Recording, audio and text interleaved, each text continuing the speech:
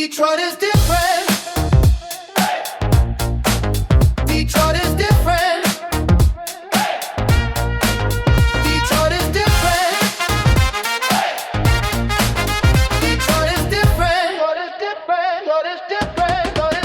Detroit.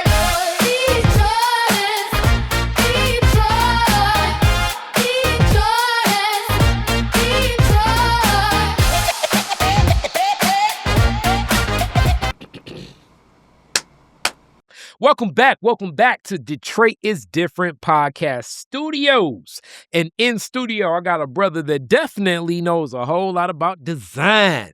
And when I'm talking about design, I'm talking about putting things together where like probably me and you stopped with Legos. He took it all the way there into architecture, design, and a whole lot more. So it's definitely structures I'm sure you're familiar with that you've seen that he's brought to life, and a lot of stuff that is coming to life that you'll get familiar with, and so much more. With all of that being said, it's been what I've been waiting on. Mr. Roberson, how are you today?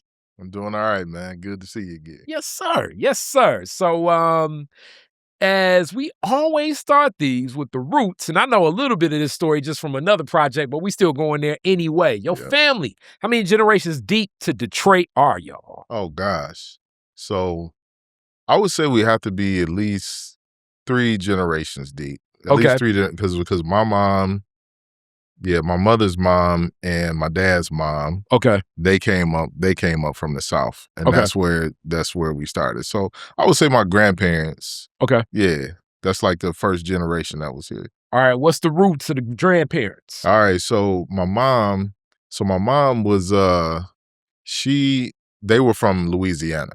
They were from Louisiana, and I believe my grandmother was from Mississippi. The crazy thing about my grandmother on my dad's side of me. The crazy thing about my grandmother on my dad's side is that she used to tell me about all the stories, but she never told me exactly where she was. Like she would always tell us about these stories. So some of these stories could have been in Detroit. They could have been in the SIP. You have no idea. I know the difference. I know the difference because when she started talking about certain aunties and stuff, then I know she was here.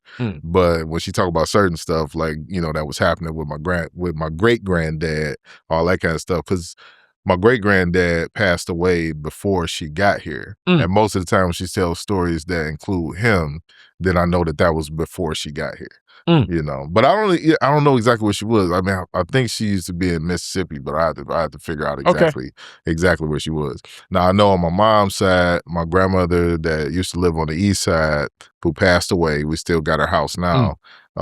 They from Louisiana. Okay, whereabouts Louisiana? Baton Rouge. Okay, Baton Rouge in the boot. So that is the home of Lil Boosie. And I guess right now it's he like the biggest rapper on earth, and it just slipped my mind. NBA Youngboy.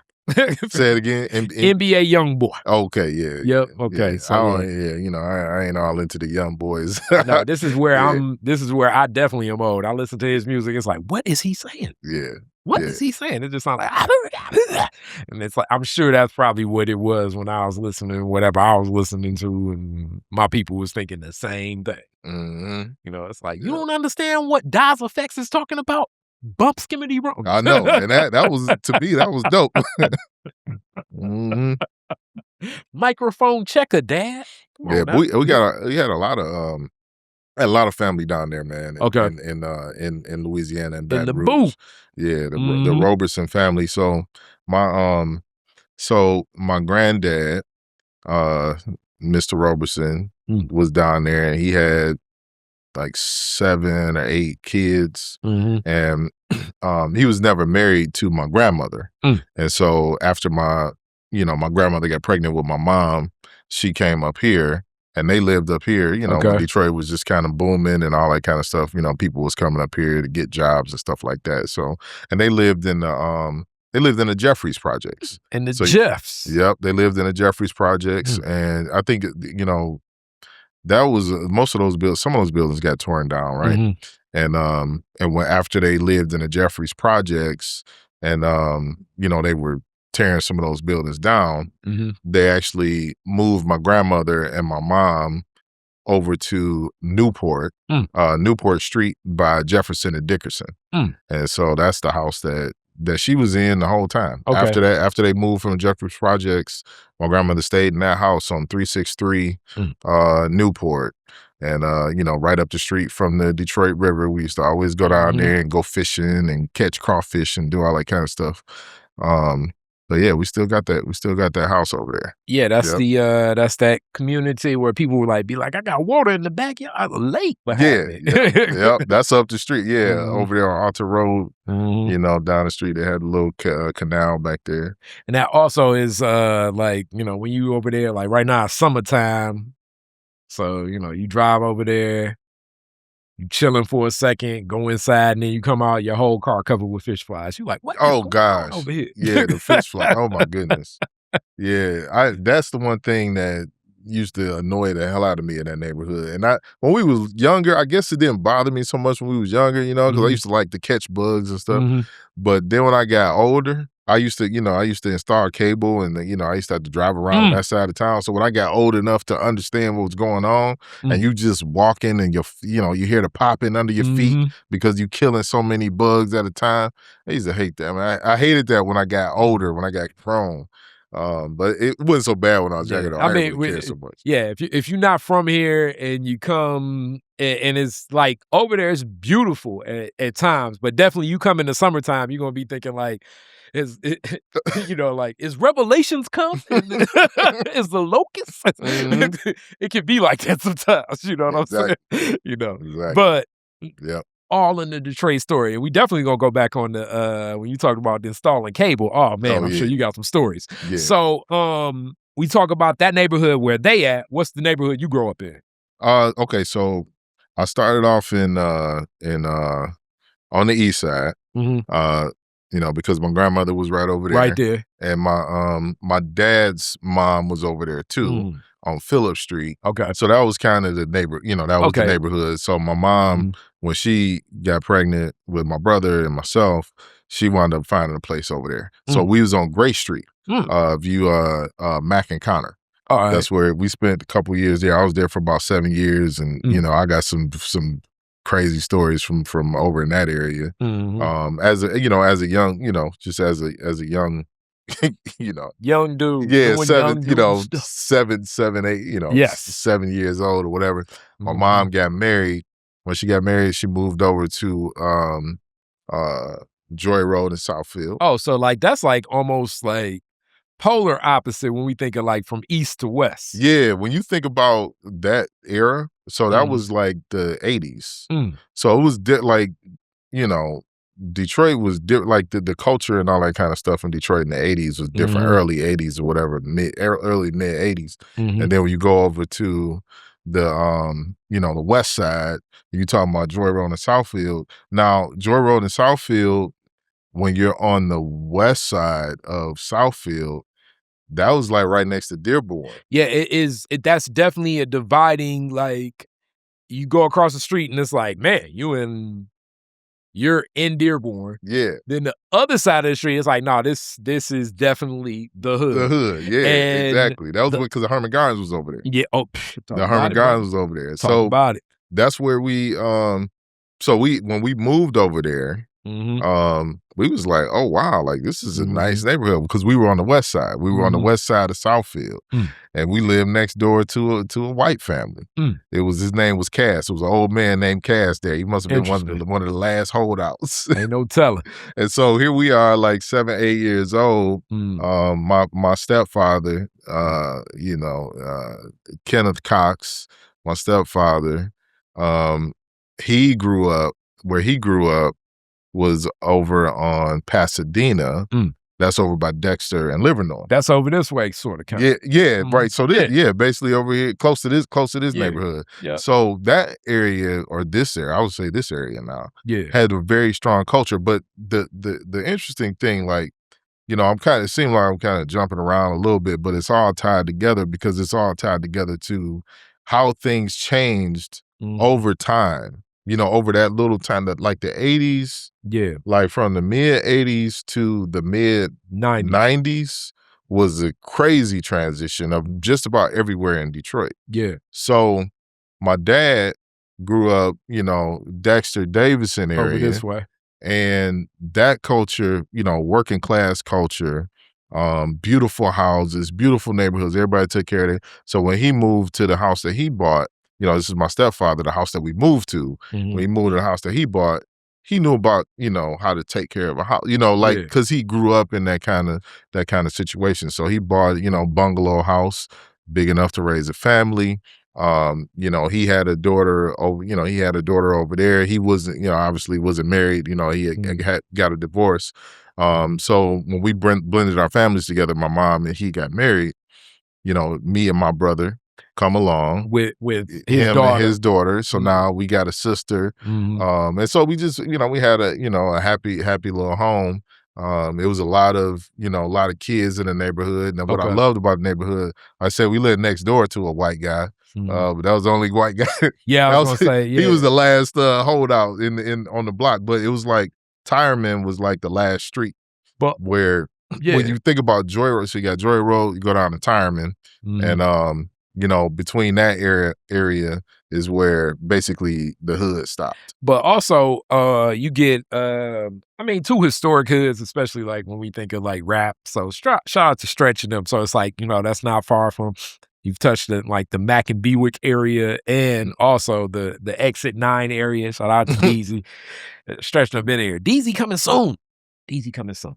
But you know what I'm saying? So like these communities, mid 80s to the 90s, what becomes of them. Also, Rouge Park is like definitely like in the mix of that West Side community. And I wouldn't say Chandler Park is real close per se, but I definitely would say the Water and some of those other parks are really close with that. So you also are your bike ride away from, you know what I'm saying, more to do than, some other kids that may not be like near a lot of that stuff. Yeah, for sure. I mean, we didn't have a recreation center there, but we were a bike ride away from one.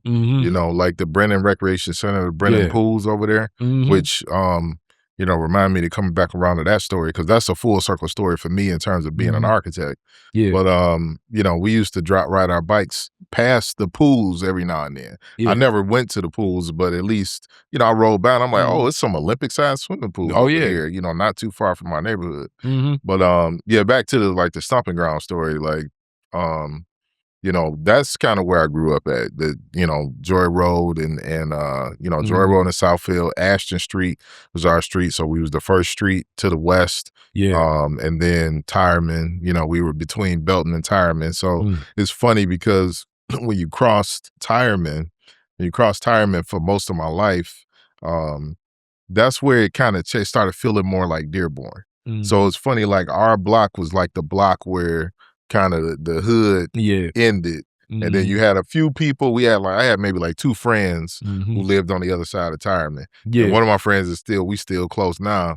But most of our, we used to be playing basketball in the street right there, between Belton and Tireman. And that's where most of our. But definitely, like, as you get closer to that Dearborn side, ain't gonna be no basketball in the street. No, there wasn't no basketball in the street down there.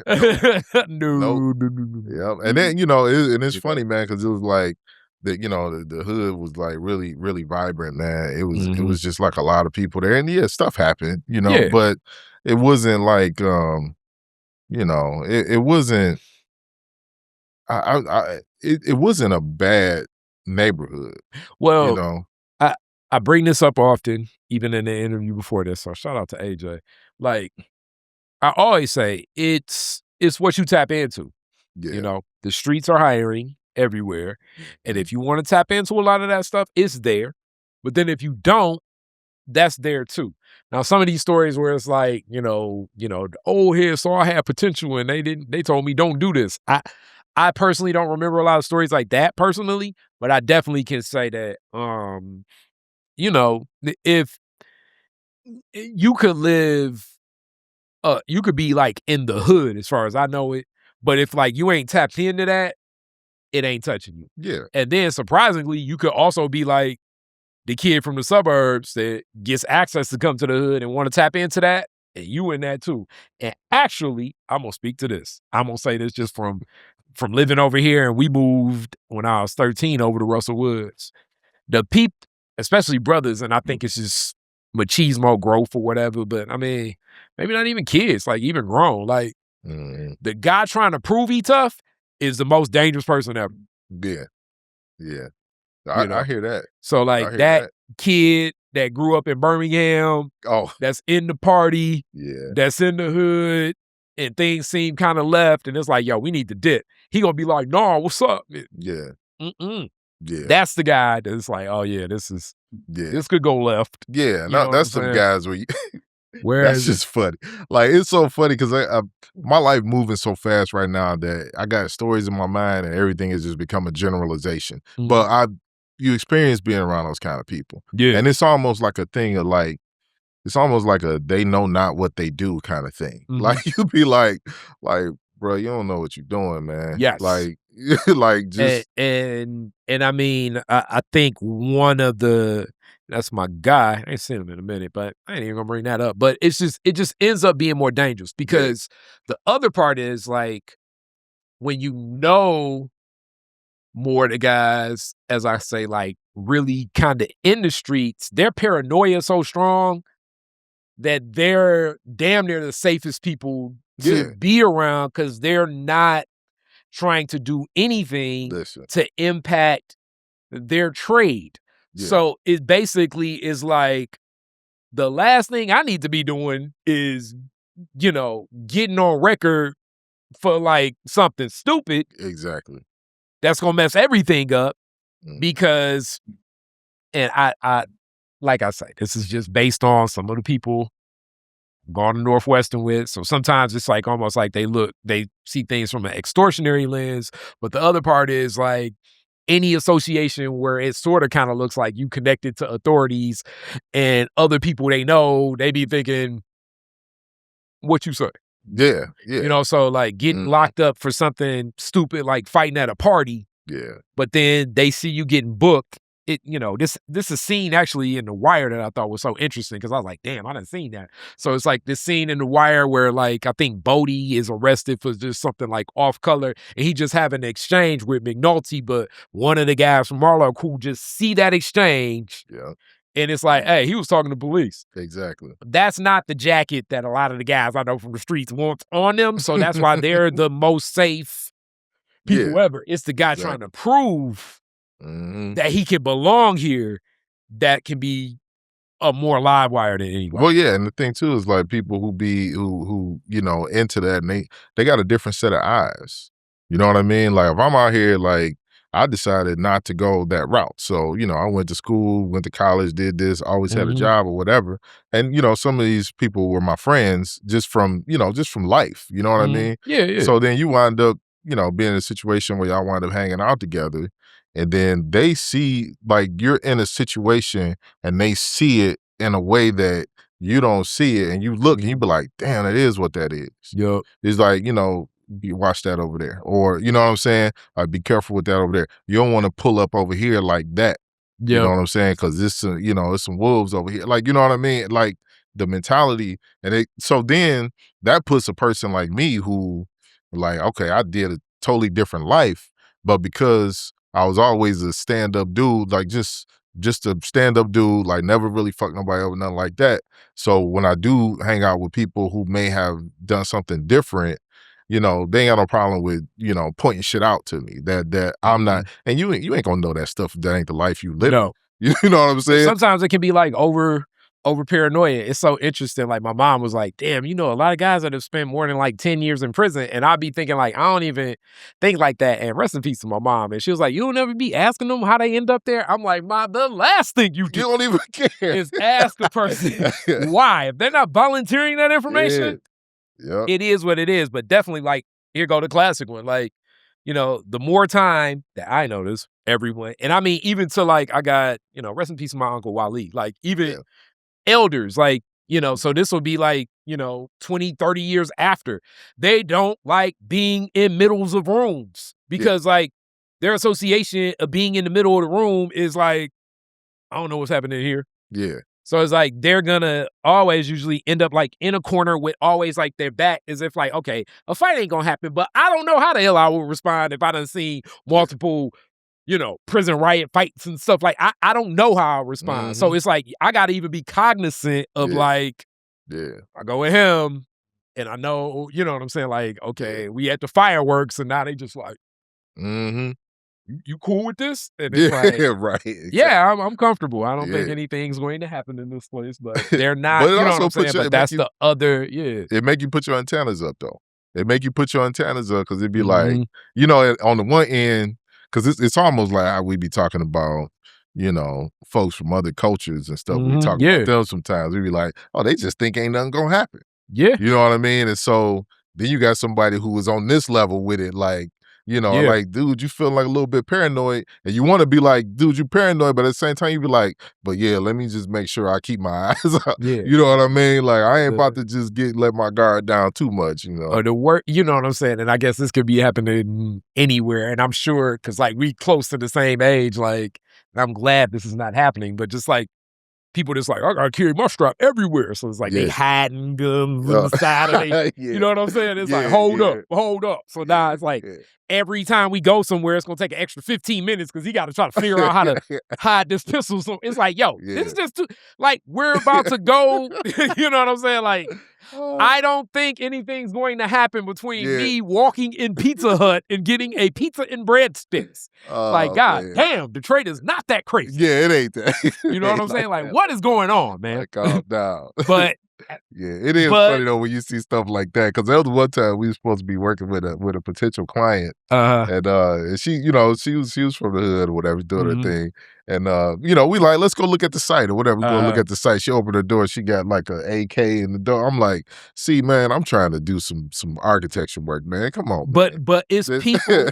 But this is the thing. Like, if you know it, you just be aware that it's people like that. You know what I'm saying? Like, you know what I'm saying? And then they be like, you rather got it and don't need it. And it's like, I mean, seriously, you know what I'm saying? The thing I've said many a times, and then I guess we get right back into it. Best case scenario is a worst case scenario because court is going to cost me time and money no matter what. I ain't got time for it. And I ain't got money for it. So it's like best case scenario, worst case scenario. I don't got time for it. That whole like, hey, I'll go to, no. I do not. Because whatever is going on in that courtroom, especially the way judges are these days, and they going to talk to you like you don't know nothing. And you know what I'm saying? You're going to have to, continuous. You caught up for 4 years over some dumb shit. You know what I'm saying? It's like, guess what? I'm a punk. I'm a walk away. I will drive off. That's why. And you the man. You are the man. Right, you ain't lying. You been the man. You gonna stay the man. I ain't never. Exactly. Nope. I'm gonna keep going because I don't want to even be considered the man. And then now I got to deal with something back and forth for 4 years. And that's why you got to be. Can't get a license and shit. That's why you gotta be so careful about the situations you put yourself in. You know what I mean? Like, you just. Like, how do you, and that's what I've learned, especially like living the life that I live now, married, got kids or whatever. It's just like, just assess the situation. Like, even when me and my wife was out, we was downtown, like, probably a couple weeks ago. We downtown just chilling, having some good drinks and stuff. And then after we leave out, it was just a little bit rowdy. And I'm like, we was gonna go somewhere else and go eat. And I was like, you know what? We can take the it back whole to the crib. situation means go home. The vibe change. The vibe, it's a different, Yes, and some it, people, the vibe change. It's like, I'm ready for, it's the like wishing people would. I don't have that wish. Right, you ain't lying. I don't have that wish. That's not on my. That is not what I'm blowing out my candles for my birthday for. You ain't lying, man. Right. But I don't have that wish, and I hope, and I'm wishing that them people ain't near me when when it happens. You know what I'm saying? It's like, I wish you would be like, not me, not tonight. I'm going home. So like, I guess like kind of now, I guess as time goes, high school, where you go? Okay, so I went to Cass Tech. CT. Yeah, I went to Cass Tech. Got into Cass Tech. Couple of my friends stuff. Did you at Cass? Were you doing CAD and everything that you're doing now, or what was it? I was like skipping school every day. Well, and that happens as well I was sometimes. skipping school every day for Yeah. the first 2 years, Okay. going to see my girlfriend, whatever. Girlfriend. High Yeah. school love is so interesting because, you be like, "We planning our life together." And it's like, you're 15.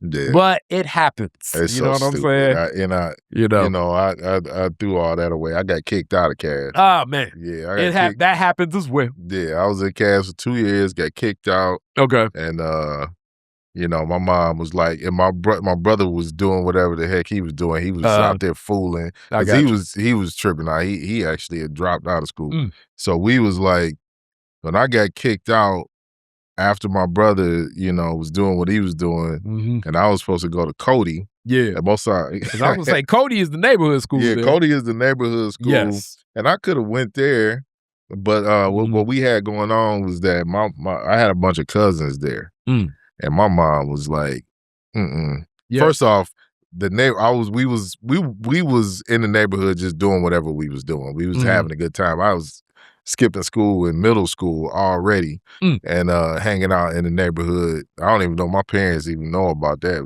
Well, let me say this, and I think we skipped school twice in middle school. It was like the longest day ever because we didn't have nowhere to go.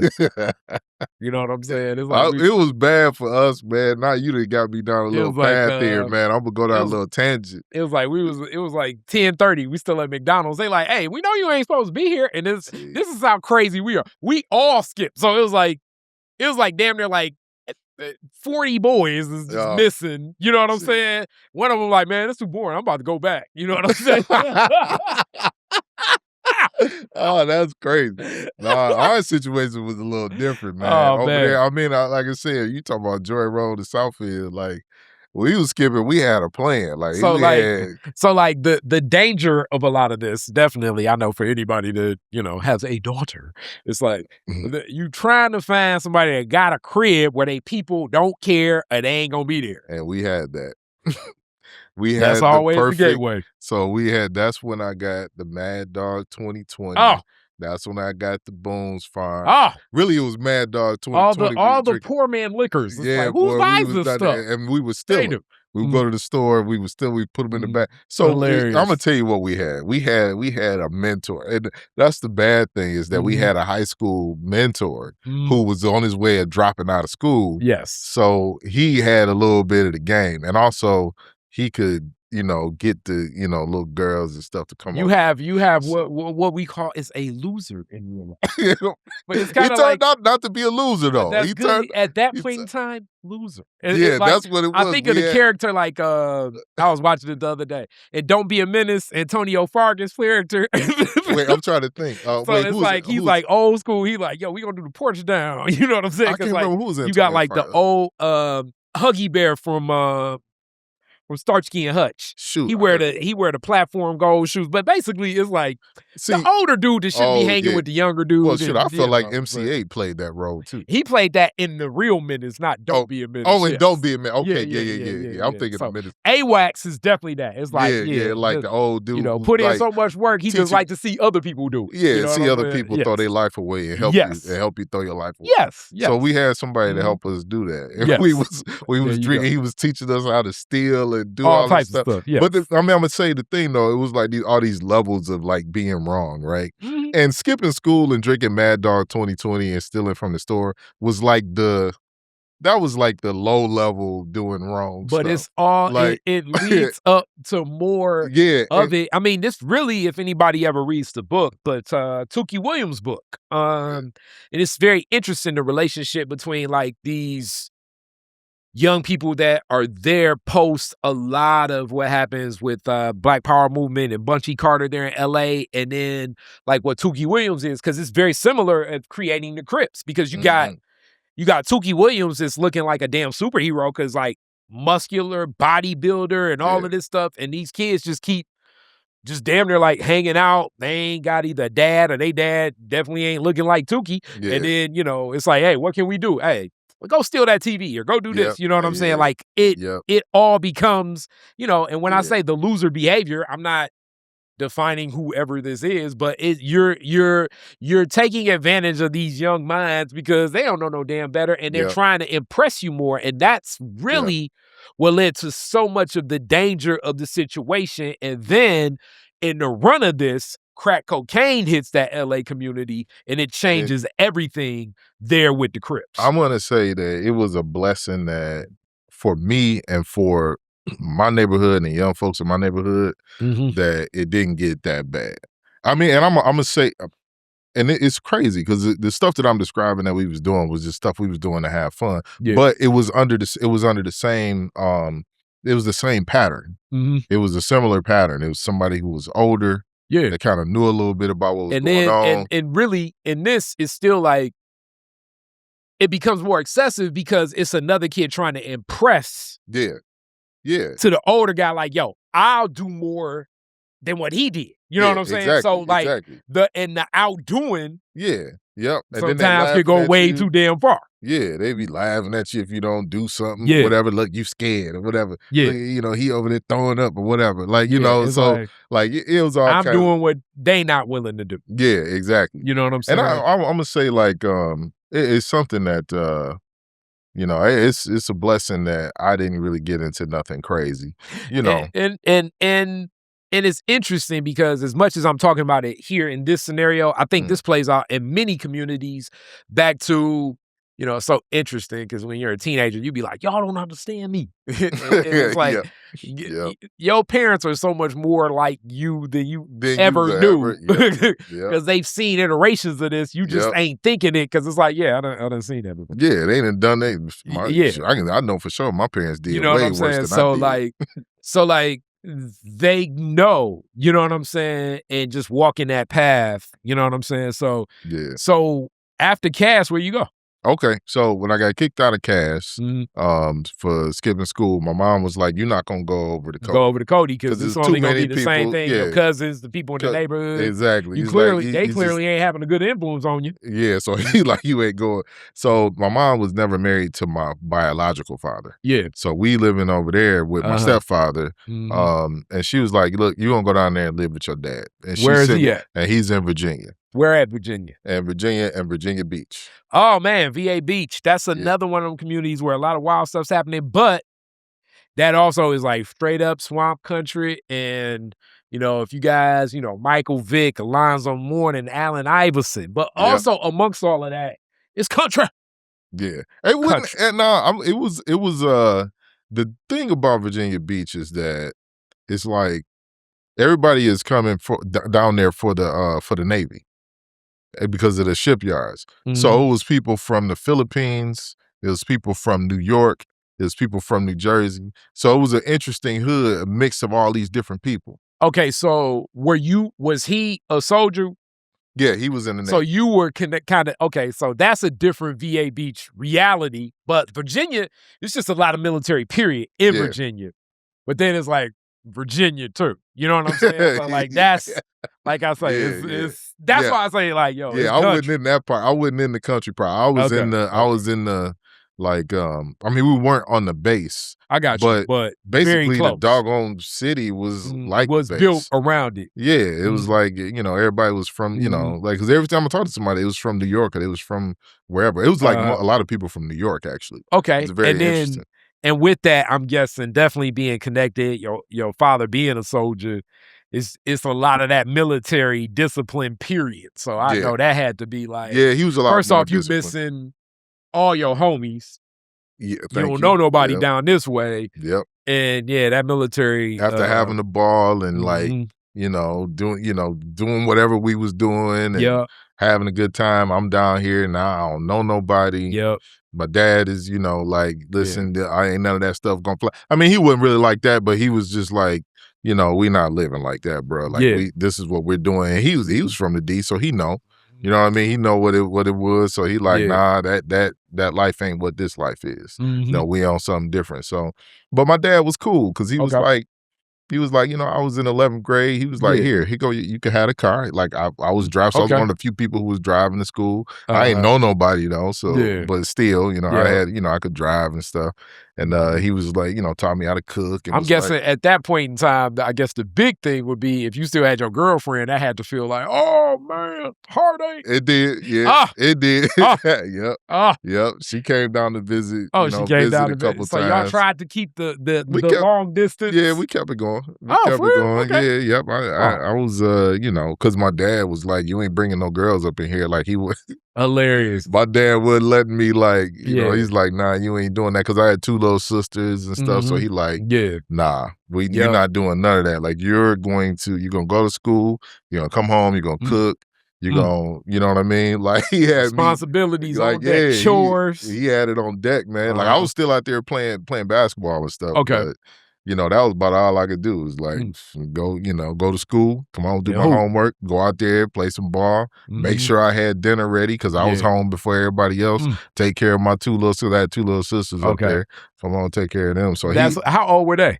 So one is 7 years under me, and the other is 10 years under me. Okay. It's so funny. You probably they probably remember so many details about that you may not even remember. They got so many details. They be telling me, like, I remember you locked me in the closet. I never locked you in no closet, man.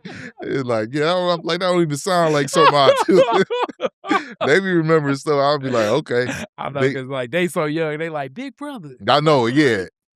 I was like some kind of unicorn or something. Like, because it was like imaginary. Like, we got a big brother who live in Detroit, and now I live with him. And here I am, just trying to figure this out. You know what I mean? Trying to figure out how to make it work. And they like looking up to me or whatever. It was cool though. Yeah. It wasn't a bad experience at all. I did better in school. And then right after I finished, I came back, and it was good that I was gone during that time, 11th to 12th grade, because it made sure I graduated school. I got to see a different life, a different world completely than what I was seeing in Detroit. And when I came back, it was almost like, you coming back from somewhere people ain't seen you for a while. So everybody happy to see you, and they want to know what happened. And, it actually gave me a different perspective. And also, this is just real black man talk too. And this is what makes it so tough, because just being a teenager, period, like, you do a lot of dumb shit. That's right. That transition from not being 18 to being 18 doing dumb shit can be the difference between, your whole life, right? 12 years in prison or, suspended from school. Yep. And it can happen just like that. Yep. So, like, the story I was going to bring up, and hell of a book too, Raphael Johnson's autobiography. Yeah. And he even talks about, like, he's shooting into the night, didn't even necessarily think that it was going to fire. Changes his whole life. Yeah. You know what I'm saying? Star athlete, cast tech, everything. And I mean, people know more of the Raphael Johnson story, but it can be that deep. You know what I'm saying? Because when you're a kid versus an adult, especially being a black man, everything moves at you different. So that's beautiful too. Yeah, and that really worked out for me, man. I think it changed my life, changed my perspective, changed my direction. I think, even like a lot of people started smoking weed around that time. I didn't smoke nothing. So it's like when I came back, I just was. But clearly, if that's the other thing, you know what I'm saying? Birds of a feather, Exactly. If you're drinking MD, first off, you drinking Mad Dog with anybody, damn, you're gonna do whatever substance they doing. You know what I'm saying? Exactly. So, like, you know what I'm saying? It's not like you're gonna be putting a firm foot down. You know what I'm saying? So that, connects to that. So after high school, what was your thought process? All right. So I get out of high school, come back home.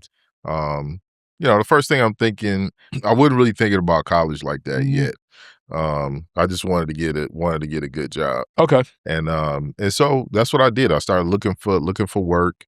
I wound up working, and that's why I say I started cable TV. Oh man!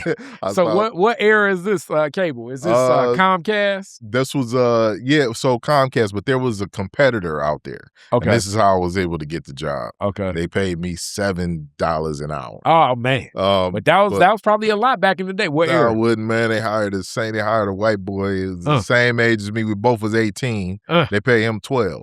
Oh, They ain't paid that me some $7, and he ain't had no experience He had either. no experience. Neither one of us had no experience. Dang. But yeah, I got $7. But anyway, Yeah. but actually, it was good. It was good money Okay. for young, little young blood. But I What era was this? this was so 1997, Okay. 98. Okay, Yeah, 97, 98. That was yeah. before everything went digital because, like, when everything went digital, everybody's illegal cable got cut. You was like, yeah. Everybody was like, 'cause before that, you just call your friend that was the cable guy, and it's like, yo, uh, yeah, exactly. You get somebody somebody climb that tower and be yeah, like, get so up. Like, one person get cable on the block, the whole neighborhood. that's right. Yeah, and listen, I had that capability. So I do have a little slice story. So yeah, every now and then I would bring my truck home, park it in the driveway. And I worked for a competitor to Comcast. I didn't work for Yeah, Comcast. I got you. So here's my competitor truck in the driveway. Now I'm not gonna say whether I was the one that connected this or what day I connected it or if it even happened at all. Hey. But I'll just say I was in the house sleep. Yeah. And I'm in my mom, I'm at my mom's crib. I'm 19, so I'm at mom's crib, mom and stepdad crib, chilling. Somebody come knock on the door. It's 5, 6 police cars up and down the street, and it's a Comcast man at the door. Whoa. And I'm like, what? Now, Yeah. it's, the thing is connected at the pole now. The illegal cable is connected at the pole. But like I said, I would confirm nor deny. And we don't know who did that. But I know for sure that particular day, I didn't go out on no pole. There you I go. didn't go out on no pole that day. There you go. And so this is it's a funny ass story. Like, so they come banging on the door. I come looking. I'm like, what the hell are all these cops and stuff for? And why is it a Comcast truck here? And this guy come on. He got on some shades. He got on a hat, and he like, y'all connected. You connected out at the pole out there. I'm like, okay. I'm like, what you talking about? He was like, I saw you connected. I'm like, you saw me. I say, oh yeah, I got you now. Yeah. I ain't been doing nothing but sleep. I was like, you got a picture of it?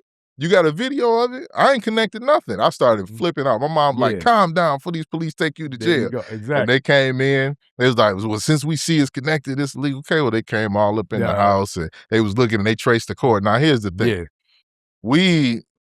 The thing was connected, but it wasn't connected to no TVs or nothing. It was just like in the basement or something like that. So what they do is they come in, everything is connected to, they take all that. And they traced it to a little empty thing, and then, they had to leave. But we gave them a hard time. I'm like, man, get the heck out of my dang on house, man. You ain't seen me connect. But it was so funny, the guy come to the door talking about, I saw you. I'm like, you ain't seen nothing, man. Get on that. Someone sauce on it. In reality, he got caught and he needed to. It ain't me. But yeah, boy, I remember the day digital switch happened. It's like everybody needs digital. The box is like, I'm sitting watching. It was like, I don't know. It was like some basketball game. I was like, damn. That's it. Like, damn, I gotta get real. That's gotta it. add real cable to my my internet hookup. Yeah, but so after that I went and installed some cable. But I'm gonna tell you when the change happened for me was that I was doing that. The cable company that I worked for got sold to Ameritech. Ameritech, they moved us all over so that we could start installing phones. So I started working, installing telephones. And I remember one day I went to work, and it was a really good job. Now I'm like 19, 20 years old. I was driving a Mustang. I was driving a 2000 Mustang at the time. So I was living good. Like I had a better job than most people, who was my age. But I was looking around, I'm 19, 20 years old, and I see these old men that's in their 50s, and their hands is all, all battered and tattered. They walking with a hunch in their back and all that. And I just looked around one day and I said, you know what? I was like, I don't want to do this for the rest of my life. And then that happened, and there was another thing. I drew some pictures of something because I could draw really well. And one of the older guys, he saw one of my pictures, and he was like, what you doing this, man? You need to be doing something else with your life. And so I think those two things put together for me, it was like, you know what? You need to rethink what you're doing. See, mentor, elder leadership can get you to Mad Dog or can get you to architect. Get you to Mad Dog. Gotta be very mindful at a young age. Hey, I'm gonna tell you something too, man. The elder wisdoms impart upon you. Hey, I'm gonna tell you something too, man. The guy who used to buy the Mad Dog and all that kind of stuff. When I was installing cable, had a good job, had a really nice car at the time. He That's actually Creflo turned. Dollar right now. I'm just Say it again. That's Creflo Dollar right now. Ain't that something, Hey, Creflo? my man turned it around though. Like Uh-huh. he was like, I want to live a good life too. Mm. You know what I mean? So he went to machining school. Mm. And he got a really good job, and Okay, shoot, we was cool. hanging out after that. Mm. So it was just like, we had like stories from the Mhm. past, like, Yeah. it was just, I mean, I mean, all of this stuff, but it still stands. I think when you're younger and now, my 40s, and I guess it's always younger, but definitely some wisdom shared upon you can be very impactful. Yeah. Oh yeah, for And I think sure. the younger you are, especially those that seem to have seen it and kind of come across like that, I Yeah. think it's dope. I think it's weird sometimes though. And shout out to those that are working in that space. Like I don't consider it's a lot of you done seen my team. It's like a lot of young dudes that work with me, but I don't think I think sometimes it's kind of corny to be like, I'm a mentor. Yeah. I don't know if that connects well. Yeah. Just drop some science, drop some game on them, see how they take it. And you know what, man? Like giving them that opportunity, like what it is like seeing you, seeing me, Mhm. seeing folks that are Mhm. doing something, like seeing us in position doing stuff. Mhm. That's the thing. That's what's really important. Like that visibility. And especially when you can like not just give them, it's almost like you're gonna automatically give them life game. Mhm. But when you give them like technical game of like how you're actually doing a thing, how you're actually Mhm. turning a thing into something, like turning what you're doing into what you're turning it into, and seeing like the step-by-step process, like how do you set up an event like this? You know what I'm saying? I mean, I saw your young guy who did our interview a while back. I saw him Mhm. up at Mackinac. And Mhm. I didn't I was like, I know him, but I don't remember. Yeah. I know him because I'd only seen him once Yeah. before. But like, like seeing that part of the game, like seeing like that's Yeah, that kind of that's what I think. And the main reason I'm doing it like this is because to me, always the best game I took was from the dude that didn't want to like embody you know what I'm saying? I'm a yeah. mentor. Like Yeah, it's not like saying like that, I for real, never for real. could listen to them, but it just never like hit Nah. as much as just the person that just did it and was like, yo, maybe Yeah, think about this. yeah. Like, yeah, let's see. You do this, and Mhm. that's one of the things that I try to do is a lot of like with my work is give young folks exposure. Yeah. Bring them in the office, let them sit down and work with us on the project. Let them Yeah. design an actual project. I don't want you coming in the office, sitting down and getting the coffee and doing that Mhm. kind of stuff. But I want you talking to a client. I want you to see how hard it is Yeah. to do this stuff that we doing and what it takes to do it. And I think when they do that, they get that kind of exposure, they start seeing like, oh, well, yeah, brothers, like, black Mhm. men, black women can actually make a thing happen. Like we can Mhm. actually make a thing happen. Like it's not like we just got a job. Yeah. You know what I'm saying? Like you actually making it happen. You coming up with the ideas, you coming up with the thoughts, Mhm. you setting up the connections, you doing, and when they can see that and they can see Mhm. like all this stuff I'm telling you to do isn't something some list somebody gave me. This Mhm. is stuff I'm looking at. I'm analyzing the situation and Mhm. I'm telling you this is how we put it together. So then it puts in their mind like, shoot, okay, well, if it's a problem, I can solve it. I don't have to wait for somebody to tell me how to Yeah. solve it. I don't have to wait for somebody to tell me what the problem is. I can just get out there and look at the world and solve a problem. I'm hopeful. Sometimes that moves towards initiative. We live and we learn. 'Cause sometimes it be like my brother. That's what I always say. Hey, They be hey, always laughing at me. I be like my brother, my brother. They be yeah. like my brother, the good brother. I kind of Mhm. get that from with Farrakhan. I'd be like the good brother. That's what I say. It's like boy, oh boy. Yeah, I know. I'm like It ain't oh gonna my fall on brother. everybody.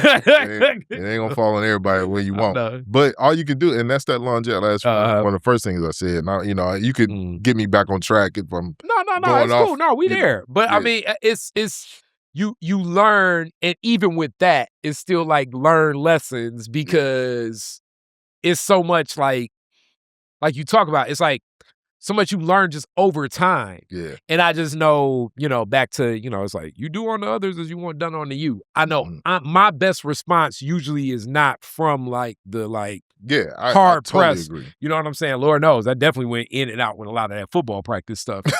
Right. I'm gonna function better when you, like you say, you show, you kind of lay it on me easy, and then I can kind of see, as you say, from best results. Yeah. You know, and then even like I'm not even gonna like over berate you over it not being quote unquote what I expect. I'll be Yeah. like, I'd have did it like this, and this is why. Yeah. You know what I'm saying? And then Exactly. furthermore, you can see this path and you can see that path. You know what I'm saying? Like I'm Yeah. not, you know, I certainly, you know what I'm saying? This is where it's so weird to the point I even told Suzanne, my project manager, that always with me. I'm like, damn, you know what I'm saying? I walked into a scenario a couple weeks back where it's like 2 young people I worked with earlier, and Yeah. now like both of them was at this event with their kids. It's Yeah. community based. Like, so I understand, but I'm like, damn, this is so interesting. Like, Yeah. you know, they got like families for real now. Yeah. And Yeah. I was putting them on at like a younger age. And then they be Man. sometimes telling me stories like, you did this and you did that. I'm like, I don't even really remember that. And you know what? The thing too is like, that's why I said that thing about before we started we started recording Yeah. about the longevity. Yeah. You know what I'm saying? It's brick by brick, staying in the game. Yeah, I certainly respect and see it. I think, like I often tell people, and I'll reiterate it again, a lot of the competitive advantage in entrepreneurship is my father's entrepreneurship journey and my grandfather's entrepreneurship journey. So I like see it differently, and I definitely judge the success on a business by how long you've been in business. Yeah. Because it's figuring out the pivots. I'm not as impressed as, you know, with the media or what's listed as money. Yeah. Because especially when it comes to my dad being a CPA, it's like, it ain't really the money as much as it's like how you move and how you manage what's happening with it and what autonomy you have to it. Yeah. Because it's a lot of big money deals, but you can't really move in all the places. And there's some people with way less, but they can move how they want to move. So they're able to take advantage of things that, you know what I'm saying, like just certain things you just can't do in certain positions. Cause, you know, like if you're the leading stockholder for, I don't know, let's just say, I don't know, what's a big company nowadays people think for I don't know, for Apple. You know what I'm saying? Like if you know what I'm saying, the minute you start investing too much into one thing or whatever is perceived as too much, this is going to have a whole impact on like other people in stock trading. The board's going to be like, damn, so you don't believe in this company no more? Why are you interested in this? And why did you go to that company instead of it? Like it becomes more overwhelming just based on a lot of stuff where sometimes you can just move how you move and you don't even necessarily know they're making the moves. And it's like, oh, that's what they doing. Yeah. Yeah, that's deep right there, what you just said. That's real.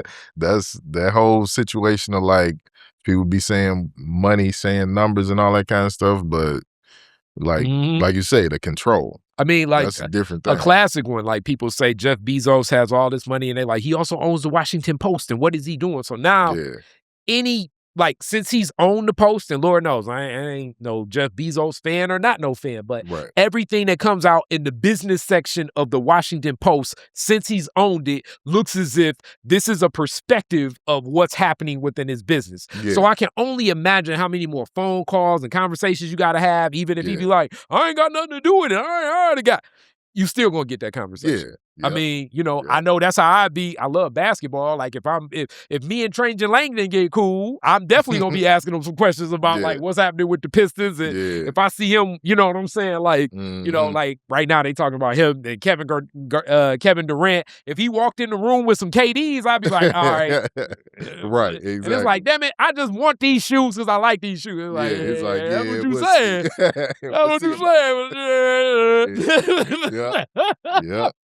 You know these Westbrooks is better, but you ain't never gonna wear no Westbrooks because you know what I'm saying. Like, and that's just more on this level. So I know on a business level, it definitely got to be like that. Yeah, for sure. You know, and then like I guess in that space, so OG says, "Yo, you definitely could be doing more." When do you tap in like, all right, I want to go back to school? And as a person that also goes to school, like really finishes my college journey as an older student, and I uplift this to anybody, because definitely I think it's always a push to like keep going and go through college. I definitely know for me being an older college student was way better for me.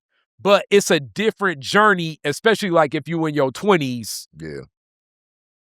You know what I'm saying? And then you went to CAS for a little bit, so you knew a lot of people that, probably graduated and damn near going back as alumni and stuff like that. When do you connect and begin your college journey? Yeah, so it was so after I saw that, I don't when I go back to it, I don't remember exactly what happened. I think Mhm. my cousin, so I had a cousin who was really interested in real estate development. Okay. And we used to talk about it and stuff, and he started getting my wheels turning. So we started looking at houses and Properties, yeah, just really thinking about is it possible for us to Yeah. get into this real estate game? And that was when it was really big to be flipping houses. Okay, yeah. People Around started 2006, 2007, before the 2008 crash that people acted like nobody knew. It's like, y'all should have known. It's like, damn, Yeah, everybody right. I knew was like, yeah, you need to buy a crib. And it's like, Exactly. what you selling a crib for? It's like, Yep. That was that time. it was a wave. It was definitely a wave. Yep. So I was looking into that, like trying to see Yeah. like if we could, get going on that. And then it just came to me like, okay, well, if you're gonna go into this real estate development thing, I knew for sure that it wasn't like that wasn't like a guaranteed thing where you could be like, yeah, we gonna be straight off of this. Yeah. So I was like, what I'm gonna do is, I can draw. I always wanted to be an architect ever since I was in the 8th grade. yeah. I always wanted to do that. So I was like, what I'm gonna do is I'm gonna go to school for architecture. Okay. Because if I'm going into development and I go to school for architecture, those two things They go together. hand in hand. And worst case scenario, if the development thing don't work out, then got plan this. B, I can be an architect. Okay. And that's how it happened. And what was, like I say, I know school is always different with like the older school journey. Yeah. What was it like for you in that zone? I want you to share it because I know it's somebody watching and I ain't trying to sound like the commercial and shit. But for me, and I've had this conversation with a lot of other people, when you hop that hurdle and start school again, it was like, damn, this is way, I don't want to say easier, but like I can manage this a whole lot more as an adult than I did as a kid. Oh, I loved it, man. So I'm so glad that I did not go to school straight Right out of after. high school. Yes, I'm so glad I'd have blew it. I already know I would have blew it. You'd So have been Alpha Kappa woman. It's like, girl. Yep, that's it. Party. It's just, and it was hard enough being Yeah, I like know. 23, Yes. 22, 23, but I was able to easily manage that whole situation. Gotcha. It was a lot easier to stay focused.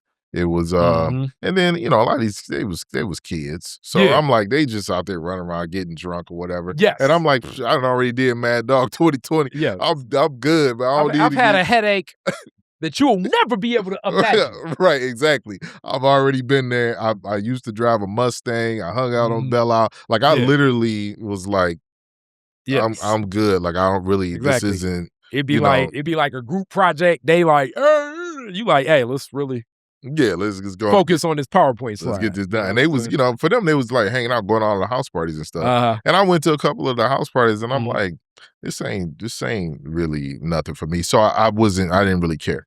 I wasn't like, doing a whole lot of hanging out and stuff. So I think going as an older student is, I would say, you will really do well if you're thinking about going back to college and you're like, oh, I'm too old or whatever. I mean, you should do it because you'd be able to get through it a lot easier. You'd be a lot more focused. You could get a job probably a little bit faster because you're a little more mature. So, I mean, really, the number one thing for me, it's like the managing of the time and what it take. That's it, time management. Yeah, like you see so much more just from just regular living life. So the thought process, oftentimes, because so much of mine started at Henry Ford Community College. I just think it's Henry Ford College now.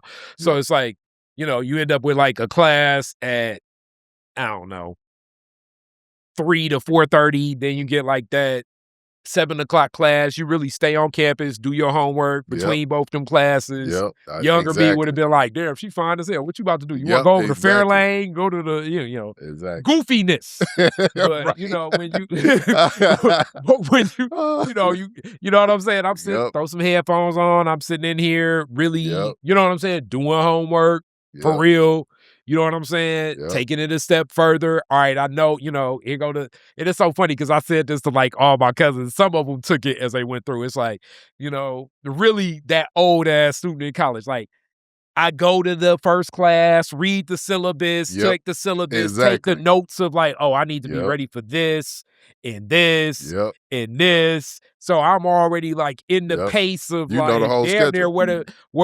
where the teacher going, I And already here you know. are, and you mad if she don't follow the syllabus. Yeah. You be like, man, wait, Yeah, this ain't exactly. what we said we All was doing. day. All Yep. day. And if they come in and don't have no syllabus, you flipping out. You like, Mhm. I'm probably gonna drop this class. 'cause Yeah, basically, yeah, you don't know definitely. what- No syllabus. I'm definitely not in there. Yeah. Taking all these electives or just stuff I wanted to learn about any damn way. It was Mhm. very much like, you know, it was very much, and it's so funny because being as outspoken as I am, in a lot of ways, I damn near ended up like, I don't want to say like I had control over like how the whole class was moving, but You I probably definitely did. had influence got over a lot of influence. stuff. That's a crazy word that I'm learning about right now is influence. I mean, to the point where like one of the kids, I don't know where that YouTube clip is, but like it was a kid and his family's connected to that large heating and cooling company. He was like videotaping like some of my back and forth exchanges in like speech class. And I was Yeah. saying a lot of wild shit back then. So it's like, it's interesting that like, you know, one of my friends like sent this to me like, is this you? I was like, damn, that is me. Getting fooled. Oh. I'm sitting in there telling just it- whatever ad hoc information about like Barack Obama and all of this stuff. Like Yeah. it was one of the few places where, especially as I get into Wash, like I'm never ending up in these spaces and places where I could have these types of exchanges Yeah. with that I'm having with, you know, bank managers that would never give me no damn loan. Yeah. But I can at least get these perspectives. Yeah.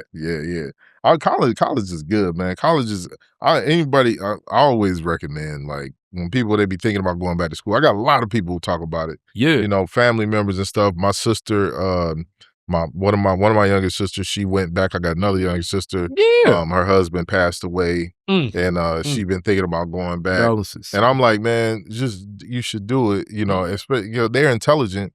It's like you should do it because it just gives you a different perspective. And what me and some of my friends would always talk about is that college don't really like you do learn a lot, but it teaches you how to be resourceful.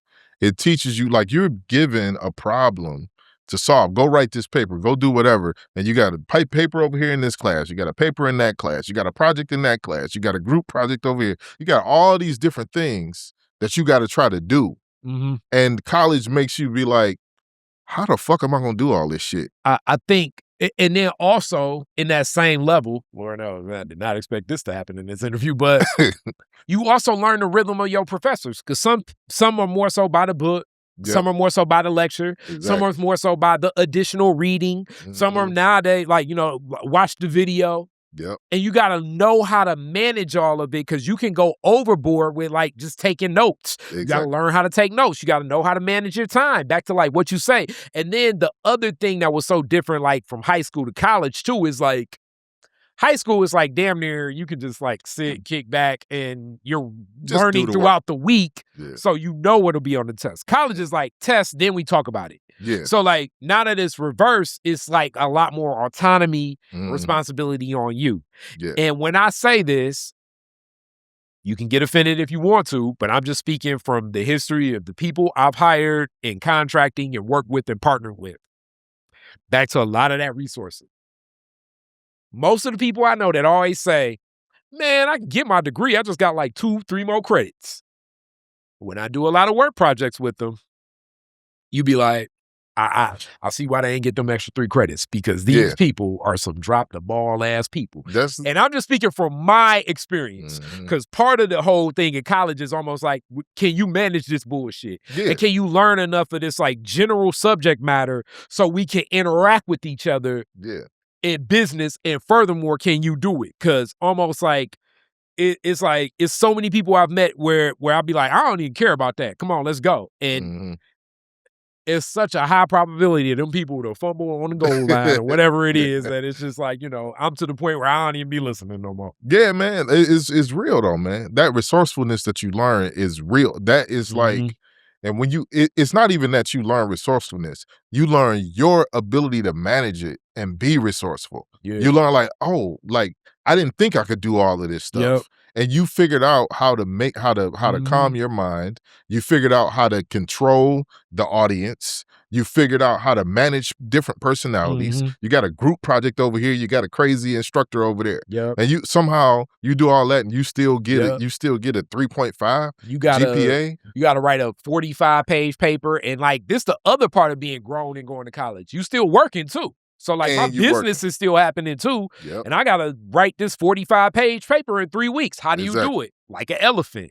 Or you can do the crazy way. You'd be like, all right, I'm gonna just try to slam that out in 3 days. You can try both ways. Whatever one manage and work best for you. But whatever that is, you're gonna start budgeting how to like, okay, this whole flow of TV background or the game on and I'm writing or I know how to do this, I know how to do that.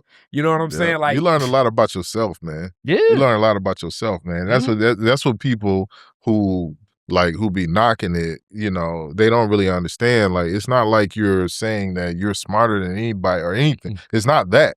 It's that it's a different way of challenging yourself. And when you challenge yourself that way, it's like, oh, okay, well, I can do this. And then when you get out here in the real world is like that. It ain't no answers. Like you just come out here and you just present it with problems, and as much as I'm definitely not the biggest fan of like a lot of the group projects, that's really that's what it really prepares you for. You're gonna be in spaces, in rooms with people, get the most productivity out of people that don't want to. You recognize if your personality is at times I'm like shit, you gonna mess everything up, so I don't do everything. Right.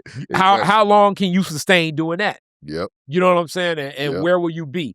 How do you work with everybody? How do you manage these different people with backgrounds, kids? This this white lady don't even really like coming down to damn Walsh College. So she definitely don't want to necessarily touch the D. Where can we go? Let's get to this Panera Bread without it being intimidating or whatever. You are put in situations and scenarios that can help usher things through. And it help you interact with the world. And it's almost like you're getting put in that situation in a test case. Like it's nothing really on the line. Like, you might get a B or an A or a C, in your class, but you're not being put in a situation where, oh, I got to interact with this person and my livelihood is at stake.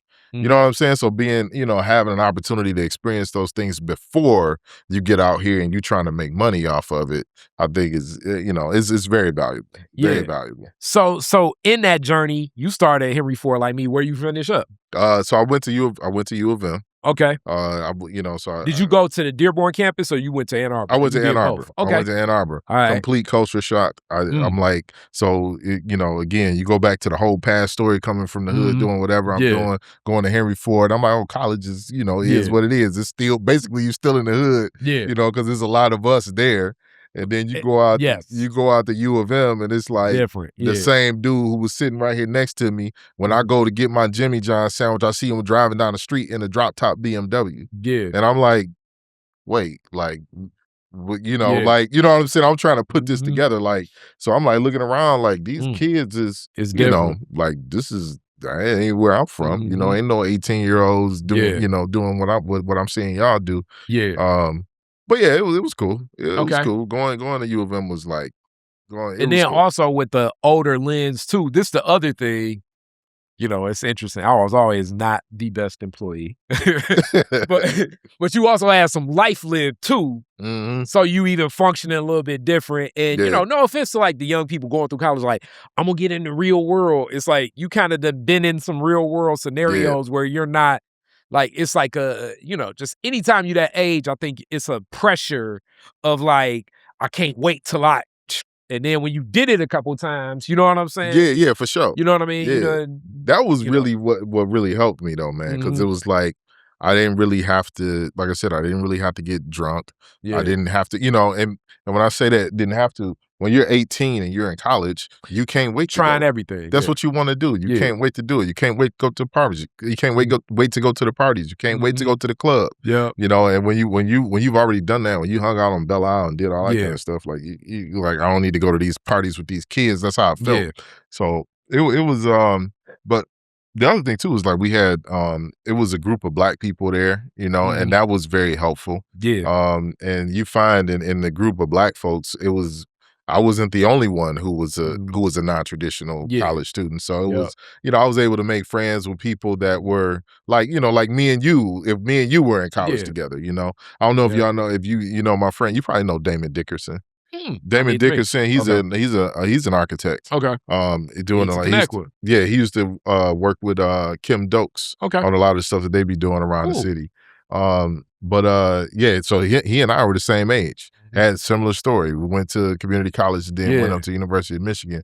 So Mhm. we looking at all these little kids and Yeah. stuff, and as far as we saw them, Yeah, they yeah, look. yeah, yeah. But I'm gonna throw Damon under the bus a little bit. He married one of them though. There you go. That's how it They happened. grew up, and he was like, okay, like, I yeah, we know. can make this I know, man. work.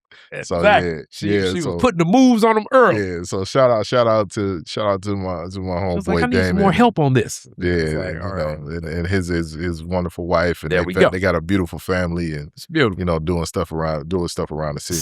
So Yeah. also within that, you just kind of go back into the you build a network of other people to kind of connect with and interact and engage with. Mhm. So upon graduating, what was the thought process? Okay, so graduated from U of M. Um, it was 2008. Mm-hmm. And in order to get through architecture, you have to get a master's degree. Now let me ask this too. You Mhm. said 2008. You already kind of were doing some of the real estate stuff with your cousin. 2008, the crash that impacts all of the damn real estate market big time. Mhm. You had a path in a different space. And also, as we know, you know what I'm saying? People are like, man, don't do business with family. I'm not a person that feels that way, but just period. Businesses with anybody can be difficult. It's a Yeah. relationship. That's what it is. Mhm. Even you and your client. And you were the people you're working with. That's right. It's all about relationships.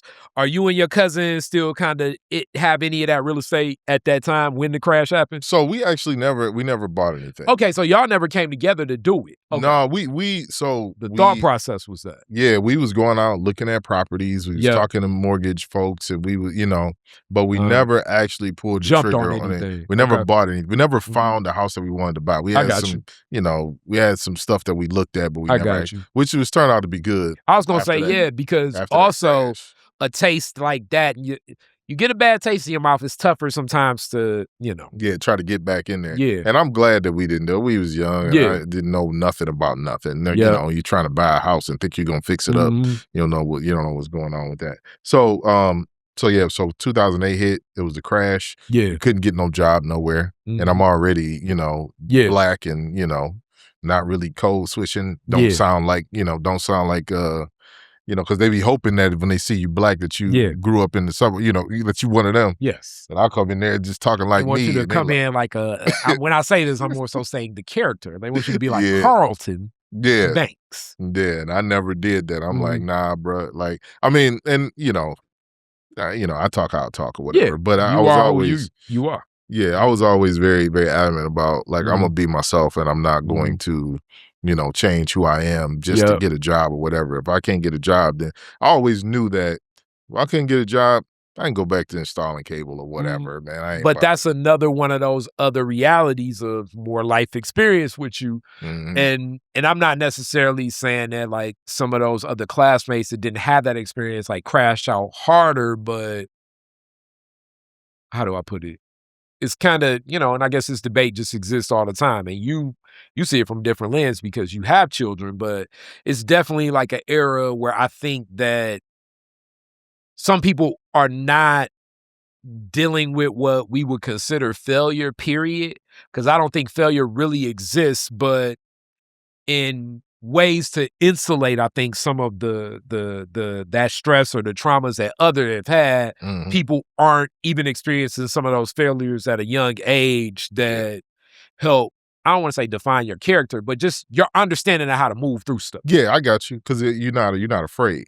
You know what I'm saying? You're not afraid. Like, I'm not going to college and going to get this architecture degree because I gotta get the, you know what I mean? Like, if I decided to do it, you know, and my parents didn't pay for it or anything like that. So ain't nobody gonna look at me funny if I don't get this job, you know? And really, this will really crystallize things. And I think we all, or at least I did, and many people I knew, that, okay, by the time I'm 30, I want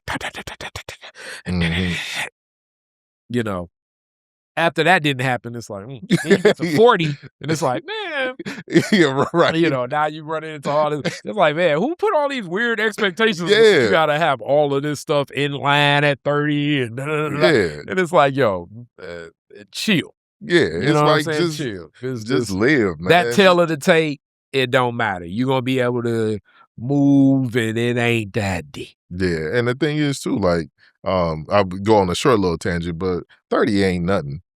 Like, I agree. 30 ain't nothing. I completely you agree. Still, man, I was still playing basketball at 30. I still was like doing stuff at 30, like hanging out and doing stuff. Like 30 is like young. You know? But that is, I think, a societal, like, yeah, like it's a thing. Like you better have this, more. you better have that. Yeah. It's like, man, I don't worry about And that. then But you actually, if you ain't living up until you 30, like having a good time until you 30, you probably missing out on something. You know what I mean? And some people that, you know, they start a business and do all this kind of stuff by that time. But you know, to each his own. Yeah. To each his own. Do what you do where you can maintain it. Exactly. So so then how do you end up building your own firm? Okay. So all right. So 2008 hit. No jobs out there, nothing. I was trying to find, you know, applied at all these different places. I walked in there as me. Nobody wants to hire me, whatever. So I went years looking for a job, couldn't get one. So I wound up working in a factory for a minute, you know, working evenings and that kind of stuff. And then I just like, okay, well, let me just go back and get my master's degree. So I went back and get my master's degree. And I knew this was and what you I was. spoke on, like, the master's is usually a standard in a lot of the architecture opportunities. Yeah, what it is that you have to get a professional degree. And there's two ways to do it. You could do an undergraduate degree and do a master's with the professional degree. Then you can move on to be an architect, or you could do a 5-year bachelor's. 5-year bachelor's, you could, and that's a professional degree as well. But for me, it was like, you know, not being able to find a job. And you know, because you want to, but sometimes what people do, and I was trying to do this, you get your bachelor's degree, you get a job, you work for a couple years, get a little bit of experience in your belt, then you go back and get your master's degree, or you get your master's degree while you're working. That's what I was trying to do, but it wasn't working out like that. And I was like, well, you know, since I can't really getting on job, you know, and I actually had a baby at the time. You know what I mean? My wife had our first child. When I graduated, actually with pictures of me graduating, I'm holding my little man. And so after not being able to find a job, I went back and got my master's degree at Lawrence Tech. Okay. Because I know Lawrence Tech was very different than University of Michigan. You ain't gonna be able to work. I got a baby, I got a wife. You know, I need to be able to work a full-time job while I'm getting my degree. And so I was actually working, and I can't remember where I was working. I was like doing some just kind of ins and outs. You know, I wasn't working at a firm yet. I was like doing I was working for the city of Ann Arbor. Okay. I did that for a few years. I can't remember if it was while I was getting my degree or what. But then after I got my master's, then I got my first job. I worked at a small firm in Farmington Hills. I worked there for a few years. Okay. And then one of the professors that used to work at Rossetti, who was one of my professors while I was getting my master's, he was actually basically my mentor during that time period. And he offered me a job at Rossetti. Now, let me say this too. Mhm. Being Walsh is similar to Lawrence Tech, where, and shout out to Hot Wax and a lot of stuff. And now I know that the Specs Howard School is inside Lawrence Tech. Like, how do I put this? I see like a Walsh and Lawrence Tech. These are like professional colleges. So like, Mhm. even though they're colleges, it's like a trade school type feel, meaning like, first off, your professors, like, part of the sales is they do this. And I'm not Exactly. like throwing shade on like the professor at Michigan State It's a or real U deal, of though. M. Like, for them, it's like way more theory. Like they're traveling to these places and they're seeing the new ideas of it. And a lot of times they're like maybe drawing like what it is. Mm. At those like professional college, like trade schools, it's like, no, these people are like in the field all the time. Yeah. So like sometimes in those classes, not like every class, but like, you know, I don't know, in a year you got, let's say, 32 classes. Of those 32 classes, easily 5 of them, they may just say, hey, we doing this right now. Yeah. The guy that, it's so funny. The team that marketed the I think it's like the sponge shower buddy, like the happy face sponge. Oh, yeah. Yeah.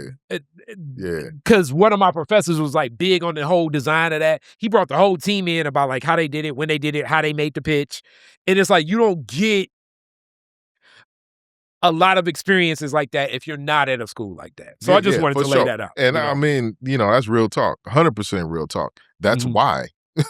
I was like, look, I got a baby. Yeah. I got a baby and I got Mhm. a wife. Yeah. And we trying to make this work. Yeah. You know what I mean? Like we was on government assistance and all that Mhm. kind of stuff. And Yeah. I was like, look, man, we gonna, whatever we got to do, man. I'm gonna Yeah. get through this college thing. Yeah. I'm gonna get this, and we're going Then to. we there. Yeah, we're gonna make it happen. So I'm like, I can't go to U of M. I'm sorry. I love you, U of M. Go blue. Mhm. But I'm not going to U of M for my master's degree. Yeah. Because this is all theory. I need to go to the guy that actually runs the department at Yes. Rossetti. Yep. And that was my instructor.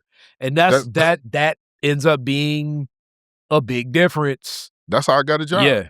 That's what kicked off my career. There you go. It's like going, and so, to all the people out there that's thinking like all the prestige and all that kind of stuff, like get the best of both worlds. I agree. And I can say this too, though. You definitely got to be ready for that type of school, especially like if it's Walsh, especially if you want to go into accounting, because these people all know each other too. So Yeah, for if sure. you want some bullshit, it'll almost be the exact opposite. Yeah, you gonna mess up your yes. you gonna You don't mess want it your up. reputation That's ruined right. just That's because right. you know what I'm saying, coming in Yep. high all the time and Man, look, not focused. You know what I'm saying? I'm gonna tell you, bro. You like ruin your reputation before you even start your career. I came in there blowing them out the water, bro. Like I Yeah. was like, I'm about to be the best student that anybody has ever heard Mhm. of or saw. Yeah. Period. Because I knew that these were the guys that were Yeah. running the firms. These Mhm. were the guys they're working there because they're looking for people to hire. You know Yeah. what I mean? Looking for the next. Mhm. You know what I mean? So it was. I knew what job I Yeah. wanted, and that was the other thing I would say about myself. I look back on my life, and I'm like, dude, you a determined motherfucker. Like, Yeah. and I think back on it, but like you don't know how determined you are Yeah. until you look back Until on you it. look like, back in retrospect. you're like, oh, like, and so I was determined. Like, Yep. I found out about Rossetti when I was at U of M because they gave me an externship. Yep. I was there for a week.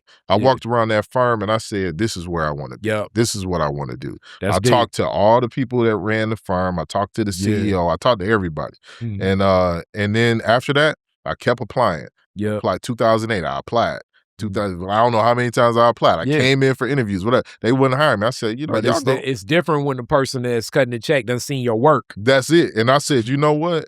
I Mhm. was like, I'm gonna get in that firm one day. I'm gonna figure it out. And so when I did my master's degree, and I saw it was Paul Wong.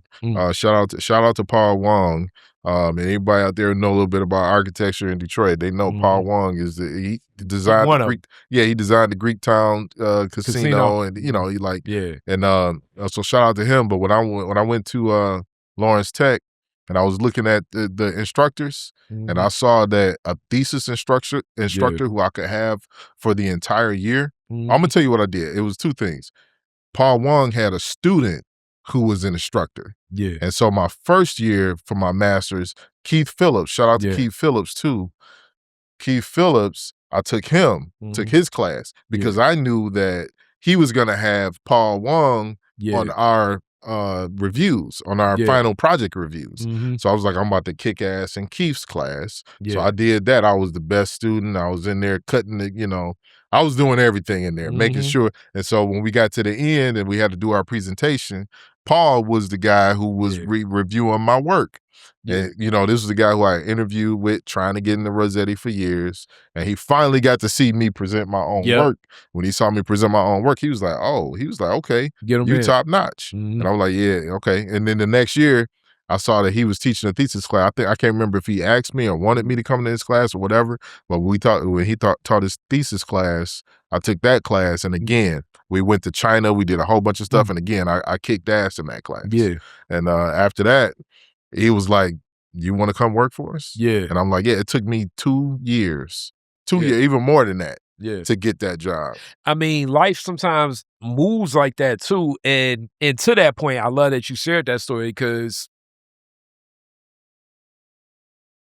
sometimes it even takes time to be ready for what that moment is. Yeah. And you got more perspective about like a lot of this of what it is, just period. So I love that story because back to the kind of the root of it, it's about who stays in the longest. That's it. Sometimes that's really where we at with it. You know what I mean? It's like, they're going to be here. That's what they do. That's, you know what I'm saying? Ain't giving up, ain't going nowhere. It's like you say, brick by brick. Yeah. If you ever watch a man build a house, just watch one man build a house by himself. He's like, you drive by every day, he's still building that house. Yeah. He's still building that house. I'll tell you, like I watch my neighbor, he take care of his grass. He cut it 3 times a week. Yeah. I'm like, shoot, like I know what it takes to take care of a house now. Yeah. And he's actually he's killing my moles for me right now. At the moment, I'm supposed to be there right now. I know. As we wrap, you're gonna be over it. I'm sure he's gonna break it down like, hey man, Yeah. I mean, you learn these different things. So from there, how does it transition to the business you own? All right. So I finally get that job at Rossetti. And so I'm already in this mentality now that if I want anything, I gotta kick ass and be better than everybody. I just gotta. That's just so I call that just in my era, even though I am a Piston fan, but this is just how I see sports. That's a Jordan state of mind. Yeah, you like in your Jordan mode because sometimes it takes time to get there too, and really to that same point of what you said. This is part of sometimes why you don't want nothing too easy. Yeah. And like, if you guys know the Jordan story, like I say, even as a Piston fan, and really that book, The Jordan Rules, if they never changed the NBA rules on flagrant fouls, I don't think he wins that. I think it's possible them first 2 championships. I don't know if he getting those. Let's just put it like that. But with that being said, it's like, just get stronger. I got to figure out how to do things. Like, you know what I'm saying? Like, you know what I'm saying? Like, taking the easy way, you ain't kicking ass the way that you would have kicked ass. Yeah, for sure. And I had to learn a lot, man. First off, I had to be really good at what I was doing. But the navigating, the personality navigating was the thing. Yeah. It's like, how do you get in here? Because when you're black, you're from the hood, and you have a certain way that you carry yourself, like you get treated a certain way. And I'm not even trying to be like, people were just mistreating you or whatever. You know what I mean? But it's like, how do you like come in and have a certain kind of savviness about yourself that people would be like, it's a cultural competency. So some of it, when I speak to this, it's like, and people be like cold twitching. And I mean, that's true in many places, but like, in certain places, just because this is the dominant culture, and most of these things, especially in America or any Western civilization, it's going to be white men, just period, because they design what that is. But the same thing would happen if, you know what I'm saying, I've never, You know what I'm saying? I never played a game of dominoes with you, but because we from the D and we play bones, how we play bones, it's like a culture that, you know what I'm saying? Like somebody walking in, you wouldn't even understand. Or like, yep, you know, when I'm like, I'm building houses out here. You know what I'm saying? Like, they'd be like, oh, you talking that shit. You know what I'm saying? Whereas another person would just be like, I like to score 25 here. And it'd be like, what are you talking about? 25? Funny. You mean cribs? You know what I'm saying? But then it's like, so if you think about it, just to flip it, I like that you put that story in there. So if you flip it, like think about like it's some white boys that are come around and that have a certain kind of savviness about them, a certain confidence about them, where they can be themselves around us. But you know they're familiar and you know what I mean? Yeah, they know how to fit without actually trying to be like us or whatever. They just being themselves. Yeah. And so I kind of, you flip that on the other way. Like when I got in their world, I was like, look, I'm not about to take on y'all culture. I'm not about to start, you know what I'm saying, doing the stuff that y'all like to do and hanging out the way that y'all like to hang out. I'm just going to own what I do. And but the thing I'm going to do along with it is I'm just going to be fucking badass at whatever I do.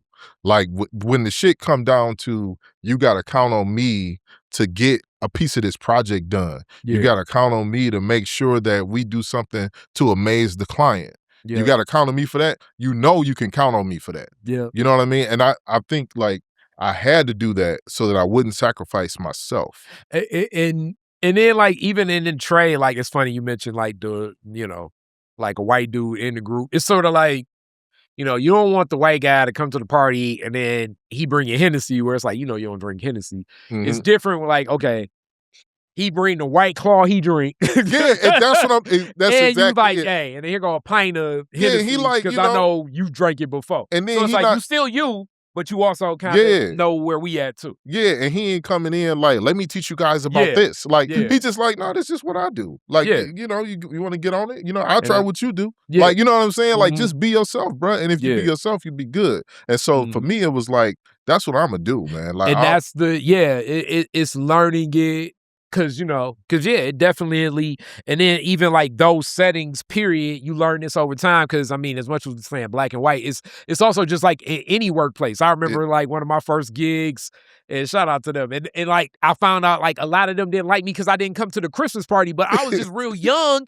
And I'm like, y'all old, you know what I'm saying? Ain't no talent in here. Talent meaning it was not women that I found attractive to come to the party for. So my thought process was like, I didn't realize that like, even though they invite me, the expectation is come with a gift, even if you in there for 40 minutes. Right. And then, you know what I'm saying, you don't come. You know what I'm saying? Right. It's But like, yo, I got friends. That. I ain't hanging out with y'all. You know what I'm saying? You got to learn that, though. You learn the little subtleties. Little things. They were like, okay, well, that's how you do it. I can adjust to that. You know what I mean? As long as it ain't, you know. And in my mind at that time, I'm young. I'm like, okay, you going to parties because you want to, some talent in there. And what up, though?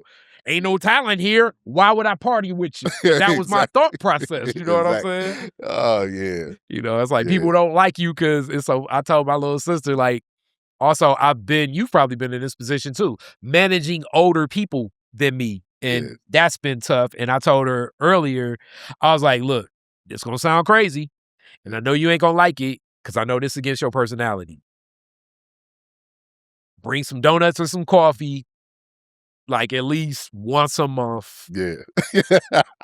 I know you don't want to. Oh, yeah. You just focus on going, but I'm telling you, the coffee and donut person, they be having some goddamn job security that you never would think of just because through that and the social interactions and engagement. That's the thing. Like it's little like little subtleties like that. And like you say, little subtleties like that aren't things that is causing you to sacrifice yourself. Yeah, like you know what I'm saying. And well, I will say this too. Anytime you're moving in a culture that's different than your own, you got to do some adjustment. Like you can't just be like, you know what I mean? Like, and it don't matter what culture it is. The more you're distant, the more you see. Like not going to the Christmas party. Now you seem more distant. And then in that distance, they can be like, does he not like us? And it's like, I don't necessarily know if I like him. Like you're right. You're you know what I'm saying? You know what I'm saying? Yeah. It's like the company Christmas was like Christmas swap gift. It's like, yo, man, I ain't doing that. Yeah. It in reality, it don't mean much. Yeah. But if they have that there, it mean a whole lot. Like, just be a good sport. Detroit is different. We don't do nothing like that. You know what I'm saying? Right. But if we get to a point where somebody wants to do it, clearly it's important enough where, you know what I'm saying? Right. You know, that classic Kevin Tate joke. I love it. It's like what he said. He like, yeah, this guy at the Christmas swap gift gave her a real iPad. Now I got to come up to her job. Oh. I like that joke.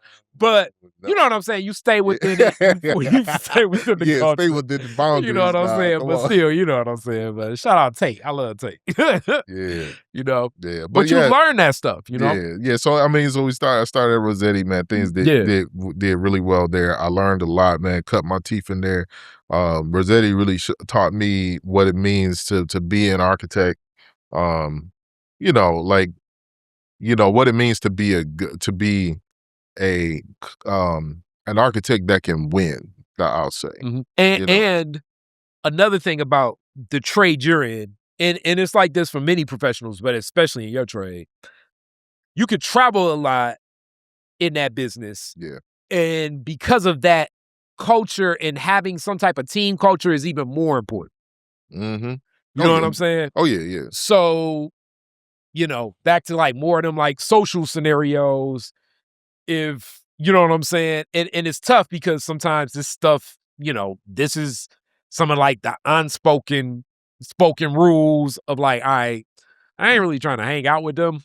Mm-hmm. So how do you gotta lay that out the right way where it don't feel like a dissonance, you know, the next day when we on site or interacting with this client. I was really good at that, man. But I mean, all of these things be stuff that people gotta navigate because that's where like all of those. Yeah, you gotta figure it out. You gotta figure out what you can. So here it is, man. If you doing what you do naturally, can't nobody can say anything. Nobody can do anything. If you being like 100% about everything, like anytime somebody come at you and whatever you saying is 100, like, well, why you ain't come to the thing last night? I really didn't want to hang out with y'all, man.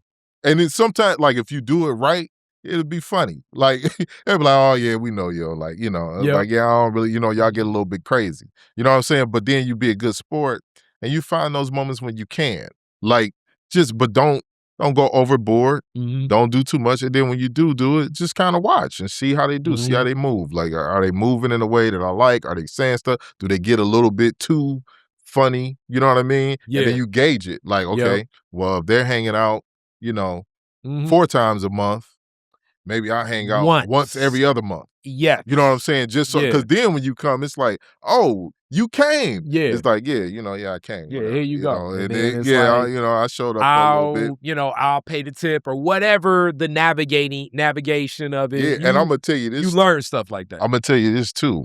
When you done lived a little bit of life and nobody knows that you've lived life, everybody think, you know, you a stiff or whatever. It's like, okay, that's cool. I love that. I love that image. You know what I mean? Because then when you go out and you do a thing, and then they like, okay, you drink it. You know, yeah, I drink. You know what I'm saying? You drink, and everybody drink. Now everybody else drunk. We all drunk the same thing, and I'm still like, cool. Yeah, I'm still good. And they like, oh, it's like, brother, I've had skill reserve.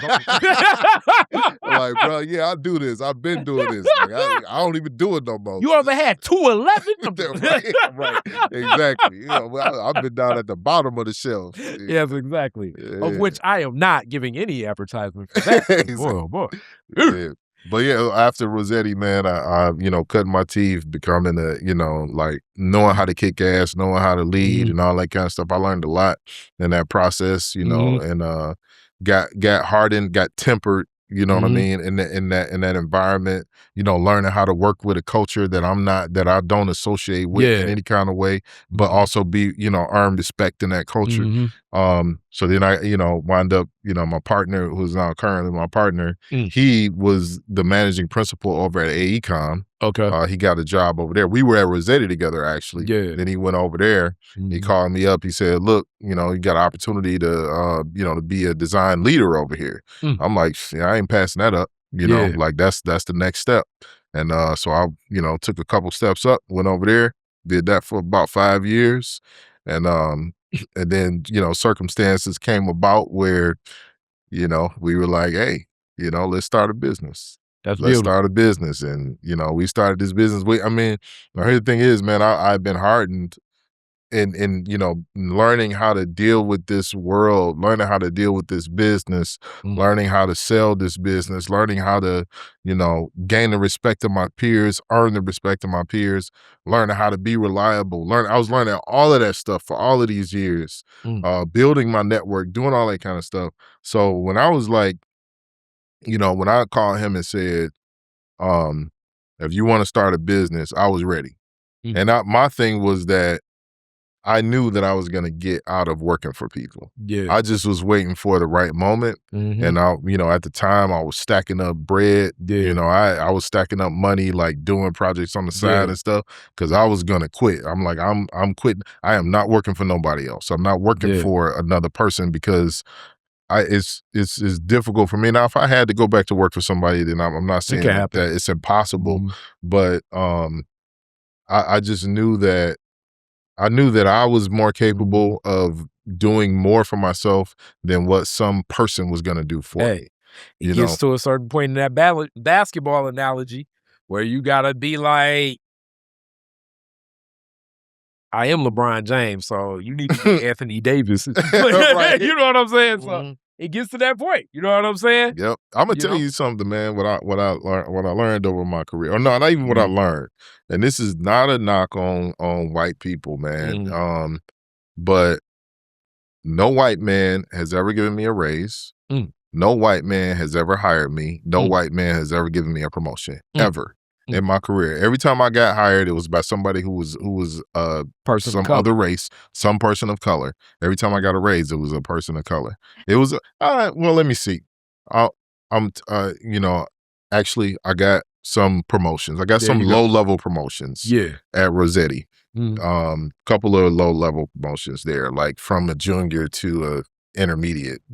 And then like the yearly raises on that. But when I'm talking about like life-changing raises that would actually allow my family to live a better life and that kind of thing, that did come from a white man. But I mean, similar to some of how you kind of started with the cable company, making 12 and you making 7. Like culturally, it's not the same design. And then furthermore, it gets to a certain point, period, where it kind of got to be your own thing, where you can kind of call that shot, make that play. Because another thing is, I always say, like, life is like an equation. It's so many more variables in the equation when you're in that position of ownership that you never see in other positions. Yeah, for sure. It's so much that goes on. I deep dive and nerd out about like so many different things. And like, I'm now deep diving on a lot of these businesses and families and some of the information that they're even sharing with you. But it's so many people like involved in some of these plays because of something that happened like 20, 30 years ago, because this guy's uncle knew your uncle. And it's associated to like a business holding that your family still have and you don't even know about, but you got to walk in there and tell your team, I think that person's going to be real good for the team, knowing that at best, hopefully they all right. And hopefully I got the right people around them where it don't all burn down. Because, boy, the variables in the equation, when you find out everything, you be like, damn, I didn't even know all of this. That's why they there. You know what I'm saying? Like, I mean, even with our current president, like so much of, in the interview before this talked about it, like so much of Donald Trump's perspective deals with the fact of like so much that he feels went to his older brother that had a project in Coney Island that a lot of people looked at was like a complete failure and led to him. And they say like him's alcoholism and everything, but it's still like a level of like proving himself, even though he says like, I just only had $1 million my dad gave me, but it's still like a level of like, I gotta do something to prove something. And this dissonance just exists through that whole family, like sometimes what you facing and what you looking at, you don't even know until you in that ownership position. Yeah, for sure. It's completely I different mean, animal. so many deals, and thank God my dad be telling me stuff like this, just like with stuff in the city, you know, they be like, well, you know, this person's family gonna be on that project. And you be like, how? Why? It's like, Mm-hmm. you know what I'm saying? And you be Yep. like, I don't even know nothing. It's like, do you want to get the contract? You know, like, Mm-hmm. and it happens on all levels. You know what I'm saying? So like, even when they like point it out on like low level, I'm saying, when I say all levels, Yeah. top to bottom. Some of the families that exist, especially, and that's the beauty of like a Detroit, but like some of these black families, they done been in some positions of influence for generations Yeah. that connect to churches, connect to schools, funeral homes, all that stuff. You be like, who is they? And then Yep. until you really the owner, you don't know who they is. And then you That's find it. out who they are, and you be like, Yep. I understand it. Yep. Yep. I know me, man, getting into the business now, man, and doing what we doing. I got a lot more exposure. Like a lot of those things are being revealed, like Mhm. as to, you know, how this actually Yeah. works, how it works. And I I'll be telling people all the time, like I'm in the real world now. Oh, I'm yeah. in the real world. Like when you out here Mhm. running a business in a city like Detroit, or you know, like other cities that have like history like this, Yeah. and it, you know, like you start realizing, like, you know, how you make this, how do you actually make this thing tick? You know, what do you got to do? Who you need to be talking to? Who you need to be, you Yeah. know, what kind of visibility you need and stuff like that. You can't just be at the Yeah. office typing away on a damn computer. Like you got to get your ass out there, talk to people, get to know people, let them know who you Talk to are. people, get to know people, build relationships, have understandings of those relationships. Some of those Yep. relationships will be the main people. So many shit. We so close to the end. I'll even tell this story from my back in the Oh day. yeah. My dad bid on this contract because so at the time my dad's a CPA, but he designs accounting systems. They design a hell of an accounting system, supposed to win the bid. They don't get the bid, and they find out through somebody in the city. And Bella Marshall's like, "Yeah, y'all didn't get the bid, but y'all gonna get the subcontract where y'all get paid what y'all want to get paid to get the bid, but y'all need the subcontract just based on this other deal that we trying to do in another state connected to these other black businesses." Yeah. Now, that don't make you feel good, but like I say, sometimes when you in the ownership position, you be finding out stuff that, Hey. whereas if you just working, you be like, we put the best bid together. Yeah, that's man. That's why you got to get out here, man. You got to own something, because you don't understand what the fuck is going on. If you don't, you just waiting on somebody to just give you, you know, like I'm gonna say something in general. We got to get out of the mentality of thinking that you should get paid just because you get hired. Just because you get hired and sit in a chair does not mean that you should get paid. You're getting paid for doing something, for providing value. I want to take it. I want to take it a step further, especially when it comes to like big money deals.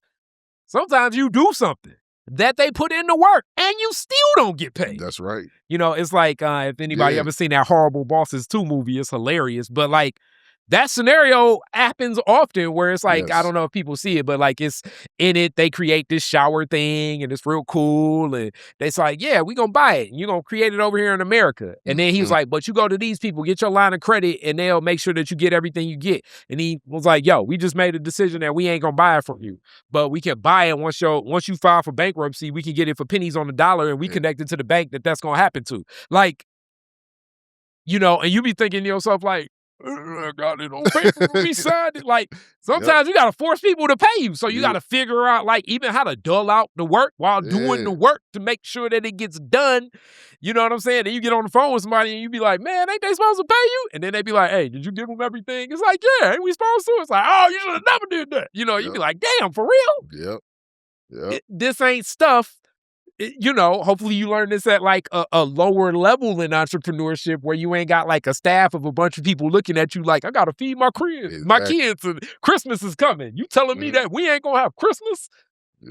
It's like like you say, This money sometimes ain't you don't coming. get paid when you do the work. And it's many people in that boat and in that scenario, Lord knows. It's actually a very prominent case about that happening right now, you know, and it's been in the news. So it makes it even worse. And all these subcontractors are connected and, you know, what's going on with this prime and because this was suspended and how does this happen? This is business. That's it. Man. I mean, like I say, our president is classic at it. I mean, like almost like his business strategy was, I'll come in with my name because people think that they can get lending. And then at the end of it, I'm going to basically not honor any of this and everything corrupts. I mean, he's done this to casinos. That's it. That's the real deal. That's the real deal.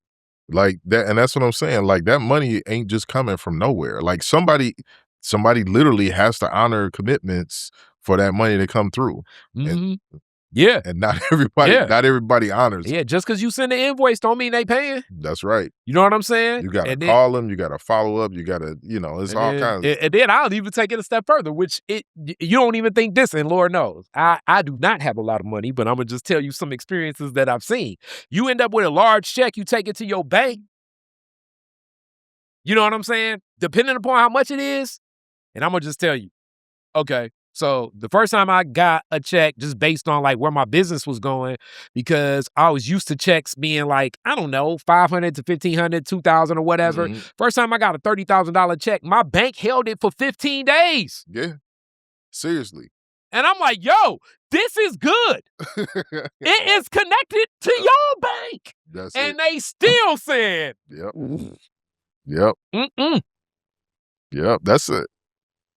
That's so it'd be stuff like that too, that you didn't even think like, damn, I gotta damn near fight with my bank. Yep. You know what I'm saying? Yeah, and especially if they ain't seen it. If they ain't seen, you know, you ain't put a check in there like that before. Yeah. I mean, we ain't even really getting to the like getting it out the mud type stuff. Like when we started this firm, man, we was waiting. We was waiting like we had a contract that would get the firm going. Mm-hmm. But, you know, I quit my job and everything. I depleted that savings you my had. savings, depleted it, waiting on a check that you're gonna get paid. You're gonna get paid from an organization that, you know, they very prominent that everybody know. They good. They got cheap, but they got layers that they got to work through. They can't just be like, cut a check, here you go. So when I'm talking about we waited like 6 months. Yo, my dad, same thing happened to my dad's company, and all of it, same way. I'm gonna introduce you to my dad on that story. He was like, yeah, we had to wait like a year and a half. And they had to tap into my grandma's whose room this is studio and my great aunt.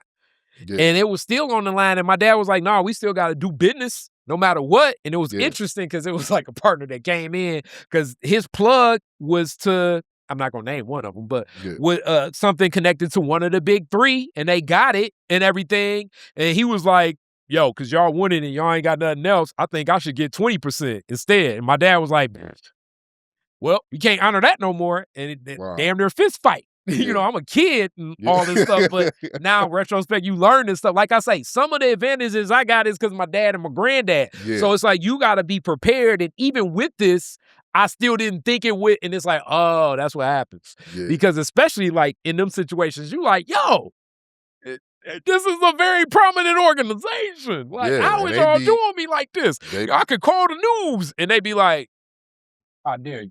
And you be like, ain't this some... Yeah, all we can do is just be nice to them. Hey, we just started our firm, you know. Yeah, we kind of struggling out here. This motherfucker, exactly. Like we need this money. Like, yo. But it's all good. But you learn, but also part of those dances too, because it'd be weird. In retrospect, them same people come back to you like, yeah, I thought you was gonna be flip over dead by that time. They didn't know. And you be like, right, you hung in there. Oh yeah. Shouldn't be funny. But thank you for teaching me that lesson. Exactly.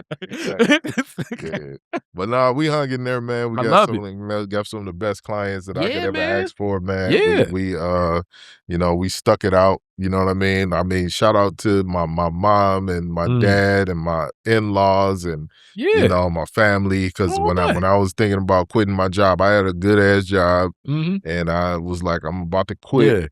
About to start this business, and they They was with you. supported me. Yeah, And my that's dad love. was like, "I got money. I'm gonna set this money aside for you, son. If it don't work out, you know, you gonna have money over here." Mm. And I was like, "Thank you." And so they really They supported me. lined up. They really supported me, That's man. It was love. like, "Go ahead and do this," and And, go ahead. and with it, before I get to the last Detroit is different questions, I'm gonna give you the lesson my dad always say, and it's so weird because he lay.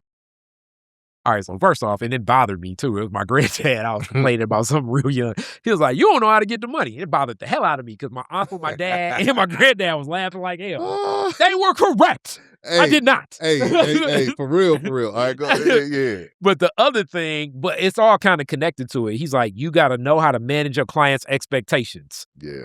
And it's tough, especially if you're early on, because damn near it's like, they expect that. I just want to get paid. Yeah. Managing your clients' expectations, and it's tough too, because it's like anything. It's like the only way you get experience is by doing it. Yeah. You know what I'm saying? So like all these things that I would do that my dad would never do, when he takes phone calls, when he takes meetings, how he interacts, the access these clients have to him. You know, he always says the dynamics of the relationship. Like all these things I've seen most of my life, and I'm thinking like, you can get some more money just by hanging. He just asked you to meet him at the bar. Yeah. It creates a whole different relationship when the client is like, oh yeah, I can have him. Yeah, shit. We could pay him after business hours. Yeah, exactly. He'll do this, he'll do that. You know what I'm saying? We can meet him here and then he can interact with this new potential client or whatever. You know what I'm saying? It's just all these layers is the dynamics of managing this relationship with the client. And it's so weird because money's like the entity in all of this, but we act as if it ain't an entity. Yeah. It's like, it's such a interesting dynamic. And I mean, same thing even play out with like family that ain't called you in forever. And it's like, they about to ask for a loan and how that goes. And you know what I'm saying? It's like everything good. You know what I'm saying? God bless you. God bless you. You know, all of this stuff. It's like, it's so interesting, but it's like managing those expectations. How do you keep things going? You know, your team ain't delivering, but you trying to drop this invoice off and you need to get that bread. You be knowing when this client ain't about to work with you no more. So it's like, how does this play? Your team looking, do they see you sweat? Do they see you flip out and all of this stuff? It's like, how do we keep going? They know they fumbled on the goal line, but when I walk in here, I got to act like that was an intentional fumble. And it's actually better for the game, no matter what, because this is business. So hence like the culture, the psychosis of it, like the nature of it. I understand why so many people don't want to get into it. And I actually leave on this last note that I actually put in another business thing because this is what's so tough about it. If you're an entrepreneur, you're a salesperson. And that's what I think a lot of people are afraid of. It's that right there. It's the rejection. And it's tough because don't nobody ever like rejection, but you gotta, if you in business, you're a salesperson. And the more you back away from that concept, the more you're going to be employee and not in business. Yeah, that's right. And it's tough because rejection never good, but you learn how to pace it better. And let alone you be thinking back to like managing your client's expectations. You like, shit, my expectation is getting paid. So if they're paying, I'm doing whatever. Right. That's how you start early on. The older you get, the more it's like, hey, my dad's to a point where it's like, he's setting the standard. And my granddad, it's like the older you get, the more you got to pick and choose even who your clients are. Yeah. That is a luxury, I think, definitely when you're younger in business. It's like, taking the money. Yeah. That is not always what you want to have because that legacy, that reputation, that's what leads to more business on your own terms. Yeah, I'll say we've been lucky in that regard. That's Really beautiful. really good clients. That's beautiful. From the start. But some of it is back to managing. You know what I'm saying? It's like managing it's their expectations. If the expectations are met, it's great. Cause I'm sure as much as they're great clients for you, if you talk to like two other people, they probably like, man, I hate them. But it's just based on like, it's like any friendship or whatever, you know what I'm saying? Or like dating or whatever. You know what I'm saying? Like y'all, we still in our honeymoon phase. These people was in divorce court before they even met each other. It happens like that sometimes. You know, I'll say for us when we started the business, like like I said, we were already like setting all that groundwork of being like very reliable. Like I think even just with us when I started the profession as an individual, as an employee, I understood the idea of that reliability. Like, you know, this guy's going to get things done. And I also knew how everything that I learned along the way actually translated to what you're talking about when you talk about setting those expectations, because I was able to manage the situation socially as an employee. You know, what do you expect from Pierre? How do you expect him to move? Okay, we know he gonna get his work done. We know he not gonna go overboard and do this crazy stuff over here that you know we doing or whatever. And then when you take that on later on, when you got to deal with your clients, you know, I understood like, okay, well, I ain't got to, you know, hang with my clients all the time. I don't have to do all this kind of stuff, but I do have to be reliable in a sense. But I don't have to be reliable in the sense of you calling me on the weekend. You know what I'm saying? Like, you know, you call me on the weekend if it's dire. Yep. But, you know, for the most part, if you just like need something done, like, you know, if you calling me on the weekend and you don't really need it. But I can guarantee, and I ain't even talked to them. There's people in your field that probably damn near feel like they 24/7 always on the clock because they haven't built. You haven't built those walls. Like, you gotta, and like I said, I learned it right at the beginning. When I was an employee, I learned build these walls. Like, you know, I got a family, I got a boy at home, I got a wife at home, you know, I gotta get home every night. You know, there was a time where I was doing a lot of work and stuff because I was learning. But then once I figured out how to do this, I'm like, weekends are mine. Yeah. You know, after 7 o'clock, that's mine. Y'all got me until 7 o'clock. Yep. But after that, the rest of that's mine. And that's carried over into my business. Like my time after certain time, that's time with my family. My boys get me, my wife, weekends, it shuts down. You know what I'm saying? Like I said, unless it's something really dire that we got to get done. But for the most part, we can get it done. And you know, I got enough knowledge to make this work. And all those habits begin to play out in all those dynamics. So with that, man, it's been a great interview, bro. I know we overtime, but I love it. This was a rich one. So now I got to hit you with the classic Detroit is Different questions. All right. But even before I get that, I don't necessarily think that a lot of our watchers per se is looking for them services, but if they are, Framework E is the business. Go online, connect with it. You guys going to definitely see more and more. We're going to figure out more synergy because I like this discussion. And plus, I think you'll get a kick out of my dad because my dad's he'll tell all types of stories. Yeah. So with that being said, classic Detroit is Different question. Very first car, year, make, and model, year you got it. Oh, gosh. Ford Tempo. Okay. That was like I don't even know what year it was. I got you. It's a Ford Tempo. Gotcha. And I got that when I had to be 97. Okay. Might have been 98. All right. Yep. Where's the first place you went when you got it? It was a place that was selling cars on Grand River. And my grandfather took me over there and he gave me $2,500 and I bought my first car. Okay. You know what's so interesting about that? And when my when my sister was married to David at the time, he from New York and he came here and he was like, damn, it's like car lots everywhere. Like as a Detroiter, you don't like notice all these neighborhood car lots kind of, but it is a lot of like, cause they'll be like next to, and we have the larger car lots and we got the regular, it is a lot, but only outsiders like notice that. And it's like, oh yeah. That's so now, funny. I've also had the neighborhood car lot story. It's so interesting. Like your car break down and then you take it up there and they be like, you want to take this one? Yep. Right there on Grand River. I think I was at Grand River and like Evergreen, somewhere over there. Like a little car. Like, buddy. You know, I was back with that LA insurance. Yeah, LA insurance. Bring back that LA insurance, boy. Just give me that LA insurance for a month. Give that boy for a month. Just so you can Woo! Yep. That's back in the day, boy. Man, LA insurance was right next to the payday.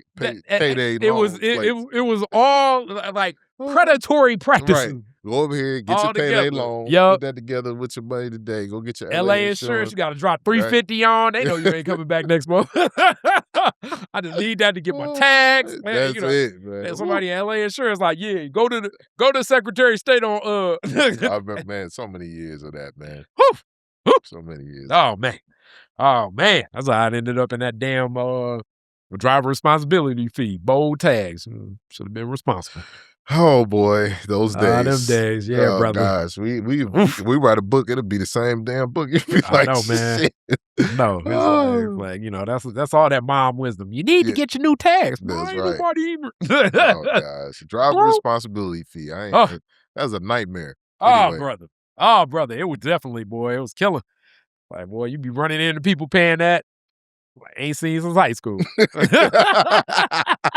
They got you for this too. right. Yeah. Like, it's so weird. It's like, and you know what I'm saying? And it's so weird because I shouldn't say this, but I still got people like this. But I understand how it is, especially how high car insurance is. But it's like, I ain't rolled bold 30 on. Mm-hmm. Whereas, you know, for those that still do, boy, you taking some chances. Yeah. Next question. You're the DJ at the end of the fireworks. Woodward and Jefferson.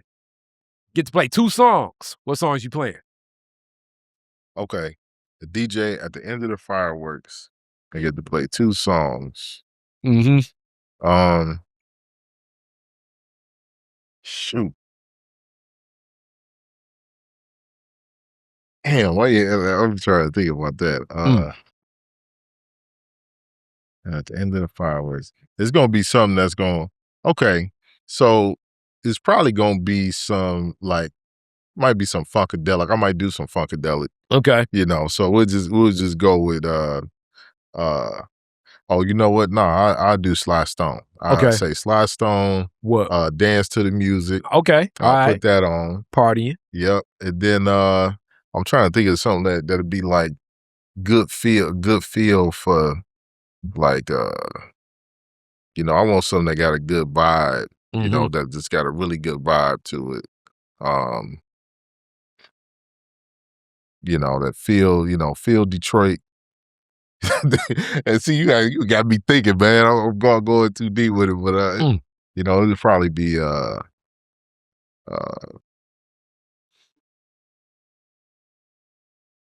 know, I may do something. I may do like Roberta Fleck. Okay. What song? Feel like making Okay. strolling in the park. I'm with it.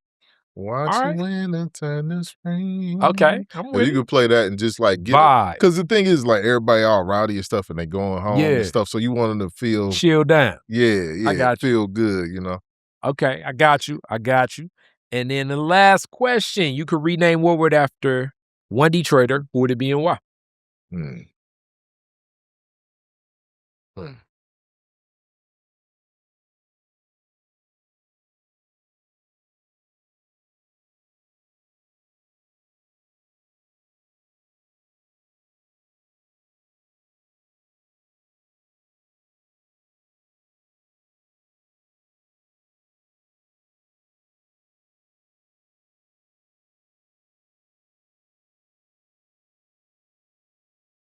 That's gonna be Coleman Young. He is definitely the name most brought up. Yeah. In reference to that, why Coleman for you? I mean, I think you know, I've never been in the politics. I mean, I'm more in politics now because I own a business and I understand how things work. And so now being in the world that I'm in now and reflecting back on what the impact that he made on us, on our culture, on you know, being you know, just standing up for African Americans in Detroit at a time when that was something that was not easy to do in a role that he was in. And really actually giving a shit about making a difference and making an impact. And so I you know, I didn't see the world when he was in office. I didn't see the world the way that I see it now. But now that I see it the way that I see it, I know how impactful he was and how Big important time. he was. I mean, especially when it comes to like them contracts. Like it was to the point where you needed to go to a black-owned business to have your paper for them contracts. Yeah. That was like one of the first questions. It was like, who you buy your paper for before you did it? Yeah. Yeah, you know, And making if it sure wasn't that no black people, it was like, oh, you ain't getting that goddamn contract. yeah, man. Yeah, like he was, you know, like And that's, set an example for us. I think, those of us who have decided to go into entrepreneurship or, other forms of making a thing happen. He set an example for that we should be, whatever is in us, we should be trying to break down whatever barriers for as All many day. people as we can. All day. Yeah. For sure. With that being said, thank you. This has been a phenomenal interview. Thanks, man. That being said, peace. Detroit is different.